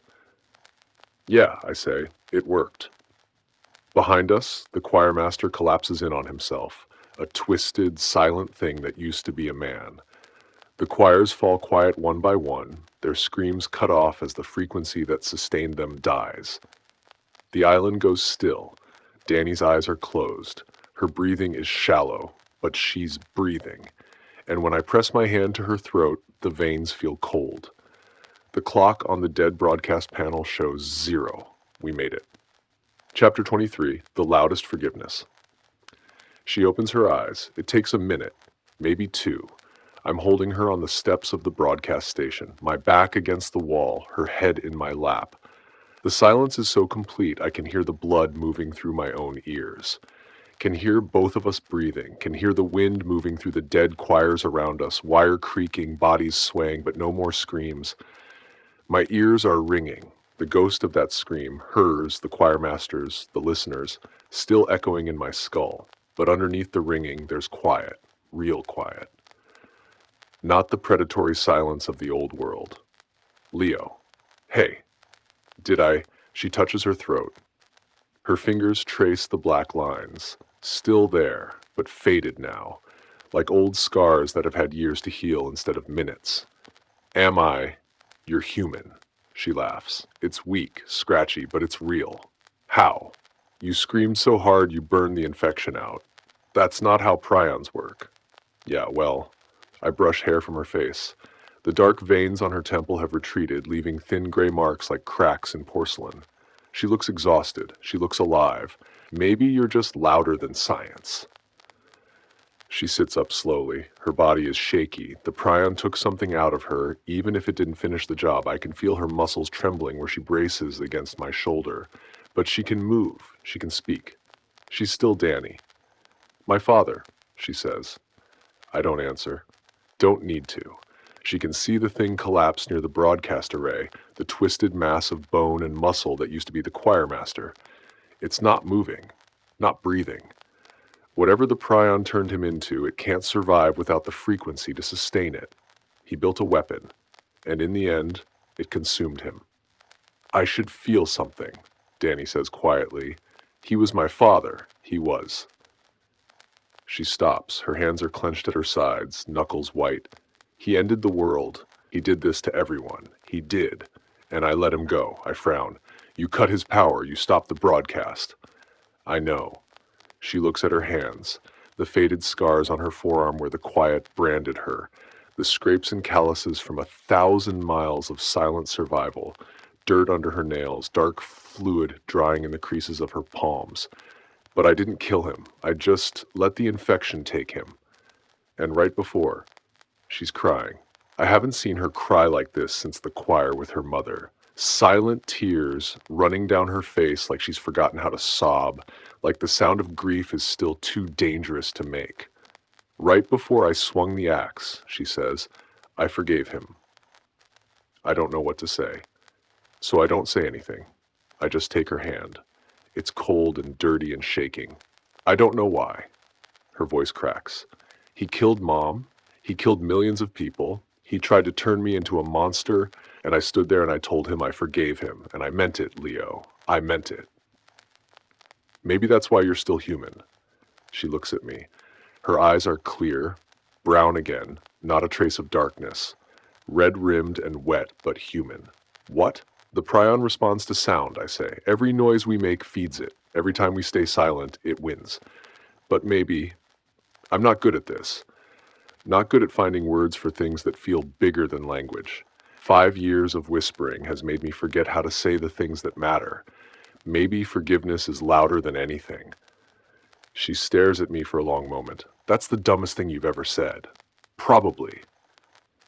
It's also, she squeezes my hand. Her grip is weak, but it's there. Maybe right. We sit there for a while. The compound is quiet, not the hostile silence of the old world, but something softer, something like peace. The sun is starting to go down, it's painting everything in orange and red. The dead choirs sway in the evening breeze like wind chimes that have forgotten how to ring. Eventually, Danny stands. She wobbles, catches herself on my shoulder. The broadcast array, she says, it's dead. The lullaby's gone. But people still think Eden is the cure. I nod. They're going to keep coming. So we tell them the truth. I think about the shortwave, the frequencies we use to track the quiet, to find the coordinates, to hear rumors of salvation that turned out to be lies. The same technology could send a different message. We tell them the flare is over, I say. We tell them they can make noise again. Danny's jaw tightens. Some of them will turn. The prion's still out there. People will scream and laugh and talk, and some of them will become listeners. Yeah. Millions of them. Maybe. Probably. She looks at the twisted remains of her father, the monster he became trying to save the world from itself. And you think it's worth it, she says. The risk. I think about my sister. Her laugh on the recording I've carried for 5 years. The sound that got her taken, that I could never bring myself to play until I had no other choice. I think about Danny's boot bells, the music box, the screams we threw at each other in an empty football stadium while listeners closed in from every direction. I think about every noise we've made and everything it's cost us. I think silence is worse, I say. Danny nods slowly. Then she walks over to the broadcast array. It's dead. Her axe made sure of that. But there's a backup system, smaller. A secondary console tucked in the corner, probably for emergencies. Enough to send a single message. Help me, she says. We work together in the fading light. Rewiring, reconnecting. It takes hours. We're not technicians, and half the equipment is destroyed. My hands are clumsy with 8 fingers instead of 10, and Danny's are still shaking from the infection. But eventually the backup hums to life. A single light blinks green. Danny picks up the microphone, looks at me. What do we say? I think about it. All the words we've lost, all the words we've found. The truth, I say. Make noise. Be human. She nods, takes a breath, and broadcasts. Chapter 24, The Sisters Laugh, remixed. The message goes out. We don't know who hears it. We don't know if anyone believes it, but it's out there now, riding the frequencies across what's left of America. The flare is over. Make noise. Be human. Danny sets the microphone down. Her hands are shaking. Fatigue, not fear. The scars on her neck catch the emergency lighting, gray lines mapping where the infection almost won. She looks like she might collapse. "Now what?" she asks. I don't have an answer. We came here for a cure. There isn't one. We came here to stop her father. He's gone. We came here for Hone was another weapon. But we're alive. Both of us. And the broadcast array is silent. I reach into my jacket. The recorder is still there. Battered, dented, the casing cracked from 1,000 miles of abuse. I've carried it since the evacuation, since I shouted my sister's name and watched her change into something I couldn't save. The plastic is warm from my body heat. The buttons are worn smooth from how many times I've held it without pressing them. Her laugh is inside. The last sound she made before the prion took her. I've never played it. Not voluntarily. Not until the mall when I used it as a weapon to save Danny's life. And even then, I hated myself for it, like I was using her death as a tool, like I was cashing in the last piece of her I had left. Leo. Danny's watching me. She knows what I'm holding. You don't have to. I know. I look at the dead loudspeaker, the one that played the lullaby, the one that carried her father's voice and promised mercy through silence. It's dark now, powerless, just another piece of broken equipment in a compound full of them. I press play. My sister's laugh fills the room. It's small, thin, a 10-year-old girl finding something funny. I don't even remember what. A joke, maybe, a cartoon. Something stupid and mundane and completely gone from my memory. I've tried so many times to remember what made her laugh like that, tried to reconstruct the moment, but it's gone. All that's left is the sound itself. The laugh is high and bright and full of a joy I haven't felt in 5 years. It bounces off the walls of the broadcast station, finding all the corners, filling all the silence. Danny's hand finds mine. She squeezes. The laugh echoes off the walls, picked up by nothing, amplified by nothing. Just sound. Just memory. Just a ghost that I've carried for half a decade because I couldn't let her go. The recording ends. Static hisses, then silence. I wait for the listeners, the ones that should come, the monsters that sound is supposed to summon. Nothing, Leo. I know. It's really over. The island is quiet, not the predatory quiet of the old world, the quiet of something finished, something done. The kind of quiet that comes after, not before. My sister's laugh didn't summon anything, didn't feed anything, didn't kill. It just existed. A sound in a world that's finally safe enough to hear it. I turn to Danny. She's crying again. The good kind. The kind that comes with relief instead of grief. Tears running down her cheeks, catching the emergency lighting. The scars on her neck are fading even as I watch. The gray lines going pale. I never told you her name, I say. You didn't. Maria. The word feels strange in my mouth. I haven't said it out loud since the evacuation. Haven't let myself form those syllables, those sounds, that shape. Her name was Maria. Danny pulls me close. I can feel her heartbeat through our jackets, steady and human and alive. Can feel her warmth against my chest. Can feel her breathing. That sound I've been listening to for months now, the one that kept me company when everything else was silent. Thank you for telling me, she whispers. I kiss her. Not desperate this time. Not hungry, just present. Here. In this moment where sound doesn't kill and silence isn't survival. Her lips taste like salt and dust and 5 years of learning how to speak again. When we pull apart, she's smiling. That's twice now, she says. What? You've kissed me twice. I'm keeping count. There'll be more. Promise? I look at the recorder in my hand. Maria's laugh trapped inside. The last piece of her I've held onto, wrapped in guilt and grief and the terror of letting go. I set it on the console, right next to the dead microphone.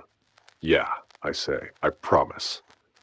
Danny takes my hand. We walk out of the broadcast station together, leaving the recorder behind. Some ghosts need to stay where you put them down.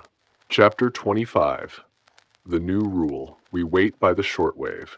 There's a smaller receiver in one of the auxiliary buildings. Battery-powered, still functional. Danny patches it into what's left of the broadcast system so we can hear if anyone responds. For hours, there's nothing. Just static. Just the hiss and pop of frequencies carrying our message into empty air. Then, around midnight, a voice. Hello, can anyone hear? Danny grabs the microphone. We hear you. Where are you? Static. Crackling. Then, Ohio. We're in Ohio. We heard your message. Is it true? The voice breaks off. We wait. My hand is on Danny's shoulder, feeling the tension in her muscles. Is it true? The voice repeats. Can we really make noise? Danny looks at me. We both know what we're asking this person to do. Trust a stranger on a radio. Risk their life on a message from an island they've never seen. It's true, she says into the microphone. The frequency that controlled the prion is gone. We destroyed it. But people are still turning. There are listeners everywhere. The existing ones are still dangerous, I say, leaning close to the mic. But new infections require sustained noise above a threshold. Brief sounds, talking, laughing, they won't trigger it. The prion needs the frequency to grow. Silence from Ohio. Probably processing, probably terrified. So we can speak, the voice says finally. We can actually speak. Yes. More silence. Then distantly, so distantly I almost think I imagine it, another voice in Ohio, younger, maybe a child. Dad, who are you talking to? And the first voice says out loud, not whispering, not signing, people who want us to be human again.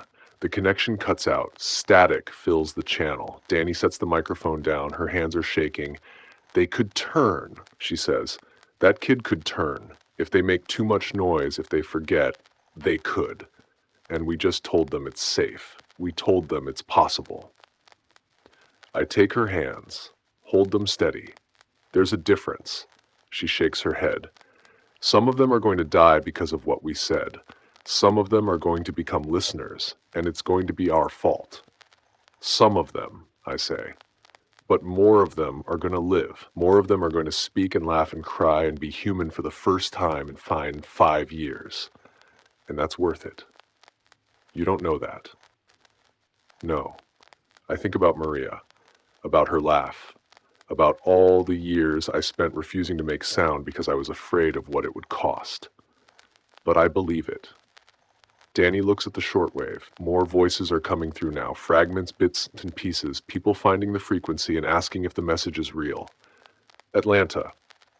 Can't believe. Is this a trap? Is this the quiet? We could stay, she says quietly, monitor the broadcasts, help people understand. We could. But I think about the boat on the beach, the mainland, a world that's about to get very loud, very fast. I didn't survive this long just to sit in a control room, I say. Danny smiles. It's tired, worn, but real. Me neither. We leave the shortwave running. The battery won't last forever, but maybe it doesn't need to. Maybe the message is already spreading, passed from frequency to frequency, person to person. The flare is over. Make noise. Be human. We walk out of the auxiliary building. The moon is up, full, bright, casting silver light across the compound. The choirs are silent. The broadcast array is dead. The monster that used to be Danny's father is nothing but bones and memory. And somewhere out there in Ohio and Atlanta and everywhere else, people are deciding whether to speak. What's the plan? Danny asks. I look at the boat on the beach, the mainland beyond. We go back, I say. Help whoever we can. That could take years. Probably. She nods slowly. Her boot bells catch the moonlight. The tape fell off days ago, and she hasn't replaced it. Okay, she says, but first. She takes my hand, leads me toward the beach. First what? She doesn't answer, just walks. And I follow, because that's what I've been doing since the mall. Since she smashed that vending machine and woke up a nest of listeners and made me play Maria's laugh for the first time in 5 years. I follow her because silence is worse than the risk of sound. Leo and Danny are sitting at the broadcast console, the message sent. The shortwave radio is silent, waiting for a response from a world that will now have to choose between a whisper and a scream. Chapter 26. The bells ring clear. The surf is cold. I don't know what I expected. We're somewhere off the coast, late autumn, middle of the night. Of course, the water is cold. It bites into my feet the moment I step in, sharp and clean and real. But Danny walks into it like it's nothing, like the temperature doesn't matter, like the only thing that matters is the sound. Her boot bells ring with every step. I've heard them muted, taped, silenced. I've tried to cut them off while she slept and nearly lost my head for the effort, but I've never heard them like this, clear and bright and echoing across the empty beach. Each step is a small song, a declaration. She stops when the water reaches her knees, turns to face me. The moonlight catches the scars on her neck, the curve of her smile. Come on. The water's freezing. I know. She holds out her hand. Come on anyway. I leave my boots on the sand, my jacket, the foam-lined leather I've worn for 5 years, my armor against the world and its noise. It feels strange to take it off, lighter, like shedding skin. The water bites into my ankles, my calves. By the time I reach her, my teeth are chattering and I can't feel my toes. This is insane. This is freedom. She grabs my hands. Her fingers are ice cold, but her grip is strong. We just saved the world, Leo. We deserve to be a little insane. I want to argue. Tell her the world isn't saved yet, that people are going to turn, that listeners are still out there, that everything we did might not be enough. But she's smiling, and her bells are ringing, and the moon is painting silver lines across the water, so I don't argue. I kiss her instead. It's cold and wet, and we're both shaking, and I don't care. I don't care about any of it. The prion, the listeners. The 5 years I spent wrapping myself in silence because I was too afraid to make noise. None of it matters. Not right now. Not with her bells singing in the surf and her mouth warm against mine and the whole world listening. When we pull apart, she's laughing. Not the controlled laugh of the old world. Quiet, careful, measured. This is the real thing. Big and loud and free. The sound bounces off the water, rises into the night, and nothing comes to punish it. 3, she says. What? 3 kisses. I'm still counting. I shake my head. You're impossible. I'm alive. She squeezes my hands. Her fingers are warming against mine. So are you. That's what matters. We stand in the water until our legs go numb. Then we stumble back to the beach, dripping and frozen and laughing like idiots.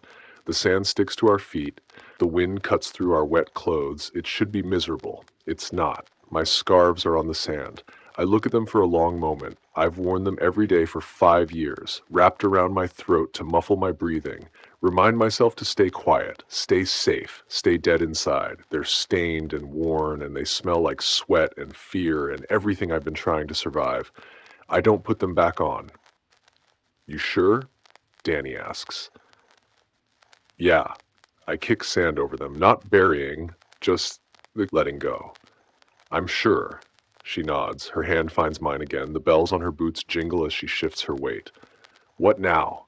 I look at the boat, the compound behind us, the mainland somewhere beyond the dark water. We rest, I say, a few hours, then we go back. And do what? I think about the shortwave. All those voices asking if it's safe to speak. Help people remember how to be loud. Danny leans into me. Her head fits against my shoulder like it belongs there. I can feel her breathing, steady, even, human. I can do that, she says. We walk up the beach together. Her bells ring with every step. My throat is bare. The sound carries across the water, small, human, free. Danny is walking into the ocean surf, the tiny jingle bells on her combat boots ringing clearly in the quiet air. Leo is following her, his throat bare, the leather jacket open. The sound of the bells is like laughter. Chapter 27. The Axe in the Garden. We find the garden at dawn. It's behind the main building, hidden by a hill. The light is soft, orange and pink filtering through the trees, warming everything it touches. Whoever built this place before her father turned it into a weapon must have planned for self-sufficiency. Raised beds in neat rows, irrigation channels cut into the soil. A small orchard with fruit trees gone wild, branches heavy and unpruned. Danny stops when she sees it. They were going to live here, she says quietly. The researchers. They were going to make a real Eden. I don't answer.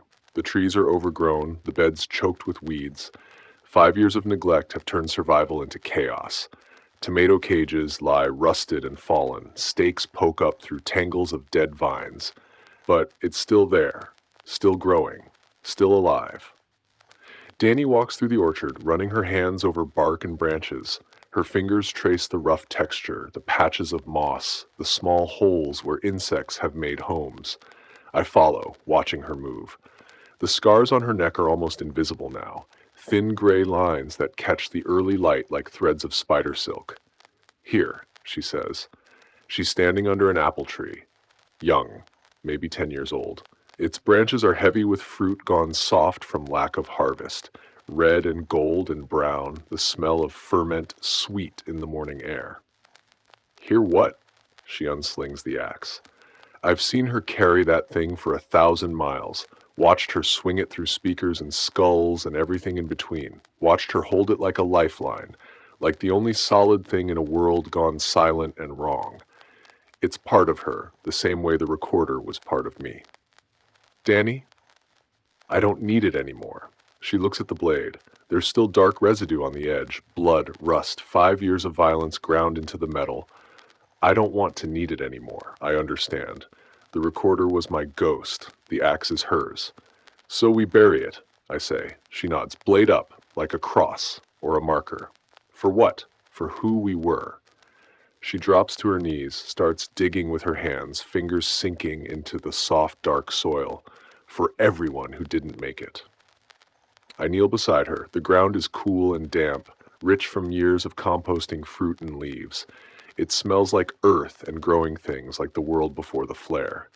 We dig together, not speaking, shoulders brushing with each motion until there's a hole deep enough. Danny sets the axe inside. Blade up, handle buried in the earth like a root. It should grow something, she says. That's the point, right? Violence turns into food. Death turns into life. I look at the apple tree above us, at the fruit we'll need to harvest if we want to stay here, at the garden that could feed us while we figure out what comes next. It will, I say. She sits back on her heels. Her hands are covered in dirt, the same hands that cut her father's power cables, that held me in the football stadium, that traced words on my palm in chocolate when we were too scared to speak, dirty and scarred and human. Thank you, she says. For what? For following me. She looks at me. Her eyes are clear. Tired, but clear. When I smashed that vending machine, when I wouldn't let you cut my bells off, when I tried to make a deal with my father, you could have left me any of those times. I did leave you, I say. In the snowstorm, I cuffed you to a radiator and came back, only because you tackled me in a football stadium.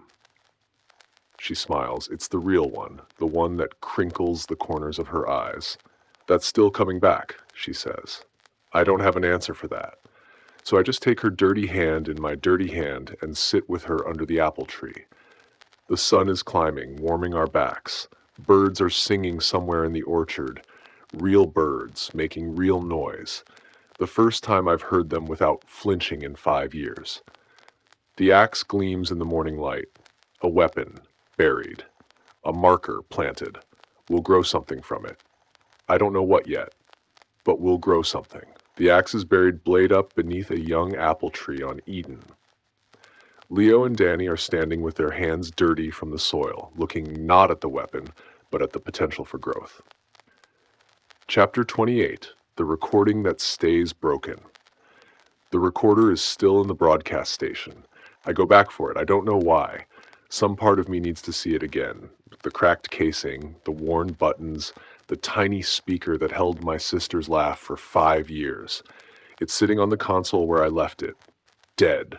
Empty. The batteries ran out somewhere on the island, and I never replaced them. It looks smaller than I remember. Less important. Just a piece of broken plastic in a room full of broken equipment. Danny finds me there. She doesn't say anything, just stands in the doorway and waits. I should smash it, I say. Should you? I pick it up. It's lighter than I remember. Smaller.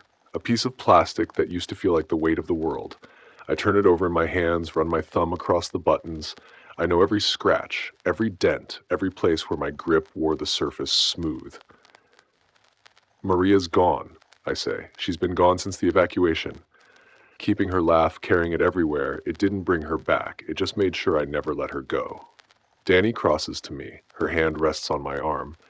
She was your sister, she says quietly. You loved her. Holding on to that isn't wrong. I used her. The words taste like ash, like something rotten. In the mall. I played her laugh to save your life, and I felt like I was spending her, using the last piece of her as currency. You were surviving. I was hiding. I look at the recorder. I kept telling myself I was carrying it to remember her, but I was really carrying it to punish myself. Every time I looked at it, I got to feel guilty. I got to stay stuck. I got to pretend that holding on to the pain meant I still loved her. Danny doesn't argue, doesn't tell me I'm wrong. She just waits. If I smash it, I say, she's really gone. No. Danny's hand tightens on my arm. If you smash it, the recording is gone. Maria, the real Maria, the one who laughed at things and loved her brother, she's not in there. She's in you, in the way you talk about her, in the way you carried that thing across 1,200 miles because you couldn't bear to leave her behind. I stare at the recorder for a long time. The cracked casing, the dead screen, the tiny speaker that used to hold her voice. Then I throw it against the wall. The casing shatters. Pieces of plastic scatter across the floor. Circuit boards, wires, the tiny speaker that used to hold her voice. The sound is sharp and final. Breaking, not breaking open. I wait for the grief to crush me. The guilt. The feeling that I've just destroyed the last piece of my sister. It doesn't come. Instead, there's something else. Something lighter. A loosening in my chest I didn't know was there. A breath I didn't know I was holding. Relief. Leo. Danny's voice is gentle. You okay? I look at the broken recorder, at the pieces on the floor, at the broadcast console where we sent a message that might save the world. I look at my hands, 8 fingers instead of 10, scarred and calloused and empty. Nothing left to hold on to. Nothing left to carry. Yeah, I say. I think I am. She takes my hand, leads me out of the station. I don't look back. The voice recorder is lying on the ground, smashed, the final fragment of plastic reflecting the blue sky. The recording of his sister's laugh is gone forever, replaced by the sound of the ocean. Chapter 29. First shout in 5 years. The shortwave crackles. We're back in the auxiliary building. Last check before we take the boat to the mainland. Danny's monitoring the frequencies, scanning for voices, trying to find out if anyone else heard the message. The dials click and hiss under her fingers. Most of the channels are static, empty. 5 years of silence killed the infrastructure, and what's left is spotty at best. Dead air. Ghost frequencies, the sound of nothing where there used to be people. But then, hello? Is anyone? A voice. Young, high-pitched, a child. Danny grabs the microphone. We're here. We hear you. Where are you? Static, crackling. Then the voice comes back, clearer this time. Virginia, we're in Virginia. My mom heard your message and she said, the voice breaks off. More static. The frequency wavers. Then birds are singing. I lean close to the speaker. My chest is tight. What? There are birds outside. They're singing. And the child's voice catches, wavers. I can hear the emotion in it, the wonder, the fear, the disbelief. I've never heard birds before. Danny's hand finds mine, squeezes. Her eyes are wet. My mom says I can go outside. She says it's safe now. She says I can make noise. It's safe, Danny says into the microphone. Her voice is steady, but I can see her eyes glistening, can see the tear rolling down her cheek. Brief sounds won't hurt you. Talking, laughing, you can make those sounds. Really? Really. Silence from Virginia. The static hisses and pops. I'm holding my breath. I think Danny is too. Then the child screams. Not in fear. Not in pain. Joy. Pure, unfiltered 5 years of silence breaking joy. The sound comes through the speaker. Distant, tinny, distorted by 1,000 miles of bad transmission, and it's the most beautiful thing I've ever heard. Raw and high and full of everything that's been locked away since the flare. A child's voice, set free. Danny's crying. I'm crying. We're both standing in this tiny auxiliary building on a dead island, listening to a kid in Virginia scream at birdsong, and we can't stop crying. The scream fades. The child's voice comes back, breathless. That was, yeah, I say. My voice is rough. It was. I want to do it again. Danny laughs. The sound mixes with her tears, raw and messy and human. Do it as many times as you want, she says. The connection cuts out. Static fills the channel. But it doesn't matter because somewhere in Virginia a kid is screaming at birds. And somewhere in Ohio a father is talking to his child without whispering. And somewhere across what's left of America, people are deciding that the risk is worth it. Some of them will turn. We know that. Some of those screams will birth monsters. But not all of them. And the ones that don't, the ones that stay human, stay loud, stay free, those are the ones that matter. Danny sets the microphone down, wipes her face with the back of her hand. We should go, she says. Yeah. People need help. I know. She looks at me. Her eyes are red-rimmed, but she's smiling. The kind of smile that comes after you've cried everything out. That kid, she says, screaming at birds. I know. That's what we did this for. I think about Maria, about her laugh, about all the years I spent afraid of sound because I knew what it could cost, about the cost of staying silent, the slow erosion of everything that makes you human. Yeah, I say, it was worth it. We turn off the shortwave, leave the auxiliary building, the boat is waiting. Leo and Danny are standing by the shortwave, tears streaming down their faces, laughing so hard they are making raw, ragged noises. The child's scream of joy has faded, but the sound of birdsong continues. Chapter 30. The world is loud again. Months later, we walk into a mall. It's not the same one. Different city, different state, different everything. But it feels like returning, like closing a loop that started when Danny smashed a vending machine and woke up a nest of listeners. Only this time, there are no listeners. There are people. Kids run past us, shouting. Their voices echo off the walls, filling the atrium with noise, high and bright and careless. Okay. A woman calls after them something about staying close, eating lunch, being careful, and her voice is full volume. No whispers, no signs, no fear, just sound. Leo. Danny's hand tightens on mine. Look. A man is playing guitar near the fountain, acoustic, unplugged, nothing special. But there's a crowd around him, a dozen people standing in the open, listening to music, swaying with it. Some of them are humming along. One woman is crying, but she's smiling too. Listening to music, I haven't seen that in 5 years. We walk through the mall, past stores that are starting to reopen, lights on, shelves stocked, signs in the windows, past a food court where people are eating and talking and laughing. The smell of grease and sugar hangs in the air. The sound of conversation is constant, overlapping, alive. Past a group of teenagers who are playing something loud on a phone speaker, and nobody is running, nobody is hiding, nobody is turning into a 9-foot monster. It's working, Danny says. Yeah, people are being loud. Some of them. I think about the reports we've heard. Infections still happen, the prion is still in the air, still waiting for that threshold. But without the frequency to amplify it, the transformations are rare, contained, survivable. Most people can make noise now. Most people can be human. Not everyone, but most. We find a bench near the fountain, sit down. The wood is warm from the sunlight coming through the skylights. The water splashes and gurgles behind us, another sound that would have been suicide 6 months ago. You know what I want? Danny asks. What? She points. There's a vending machine at the edge of the food court, Coca-Cola logo on the side. Red and white and so normal it almost hurts to look at. I laugh. Can't help it. Seriously? Seriously. She's smiling. The real one. We started with a can of Coke in a dead arcade. We should end with one too. I get up, cross to the vending machine. It takes actual money, something we've had to relearn along with everything else. Bills and coins and transactions that used to be automatic. The mechanics of normal life. 2 cans, cold. The metal beads with condensation the moment they drop into the slot. I bring them back to the bench. Here. She takes hers, holds it up.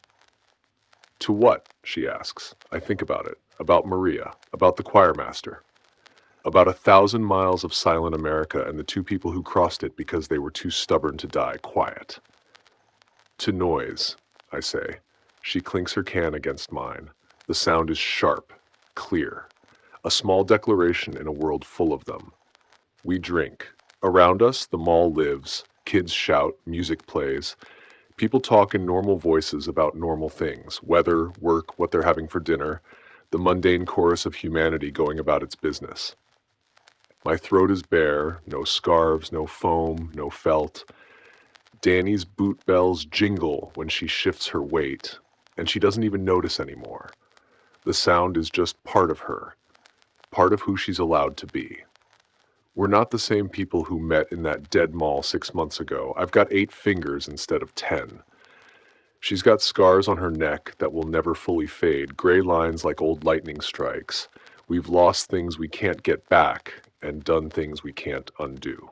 But we're here, both of us, holding hands in the open, drinking Coca-Cola, listening to the world be loud. That's enough. That's everything. Danny leans into me. Her head finds that spot on my shoulder. I can feel her breathing, can feel her warmth, can hear her bells make a small contented sound as she settles against me. What now? She asks. I look at them all, at the people, at the future that's just starting to rebuild itself, one sound at a time, one conversation, one laugh, one scream at birdsong. I don't know, I say, but we'll figure it out, she smiles. Together? Yeah, I squeeze her hand. Together. The guitar player starts a new song. The kids shriek and run. The woman calls after them again, and we sit there drinking our Cokes, listening to the noise. Leo and Danny clink 2 cans of Coca-Cola, the sound sharp and safe, and drink. They are holding hands in the middle of a busy, loud mall, their scars and raw voices the only remaining marks of the silence.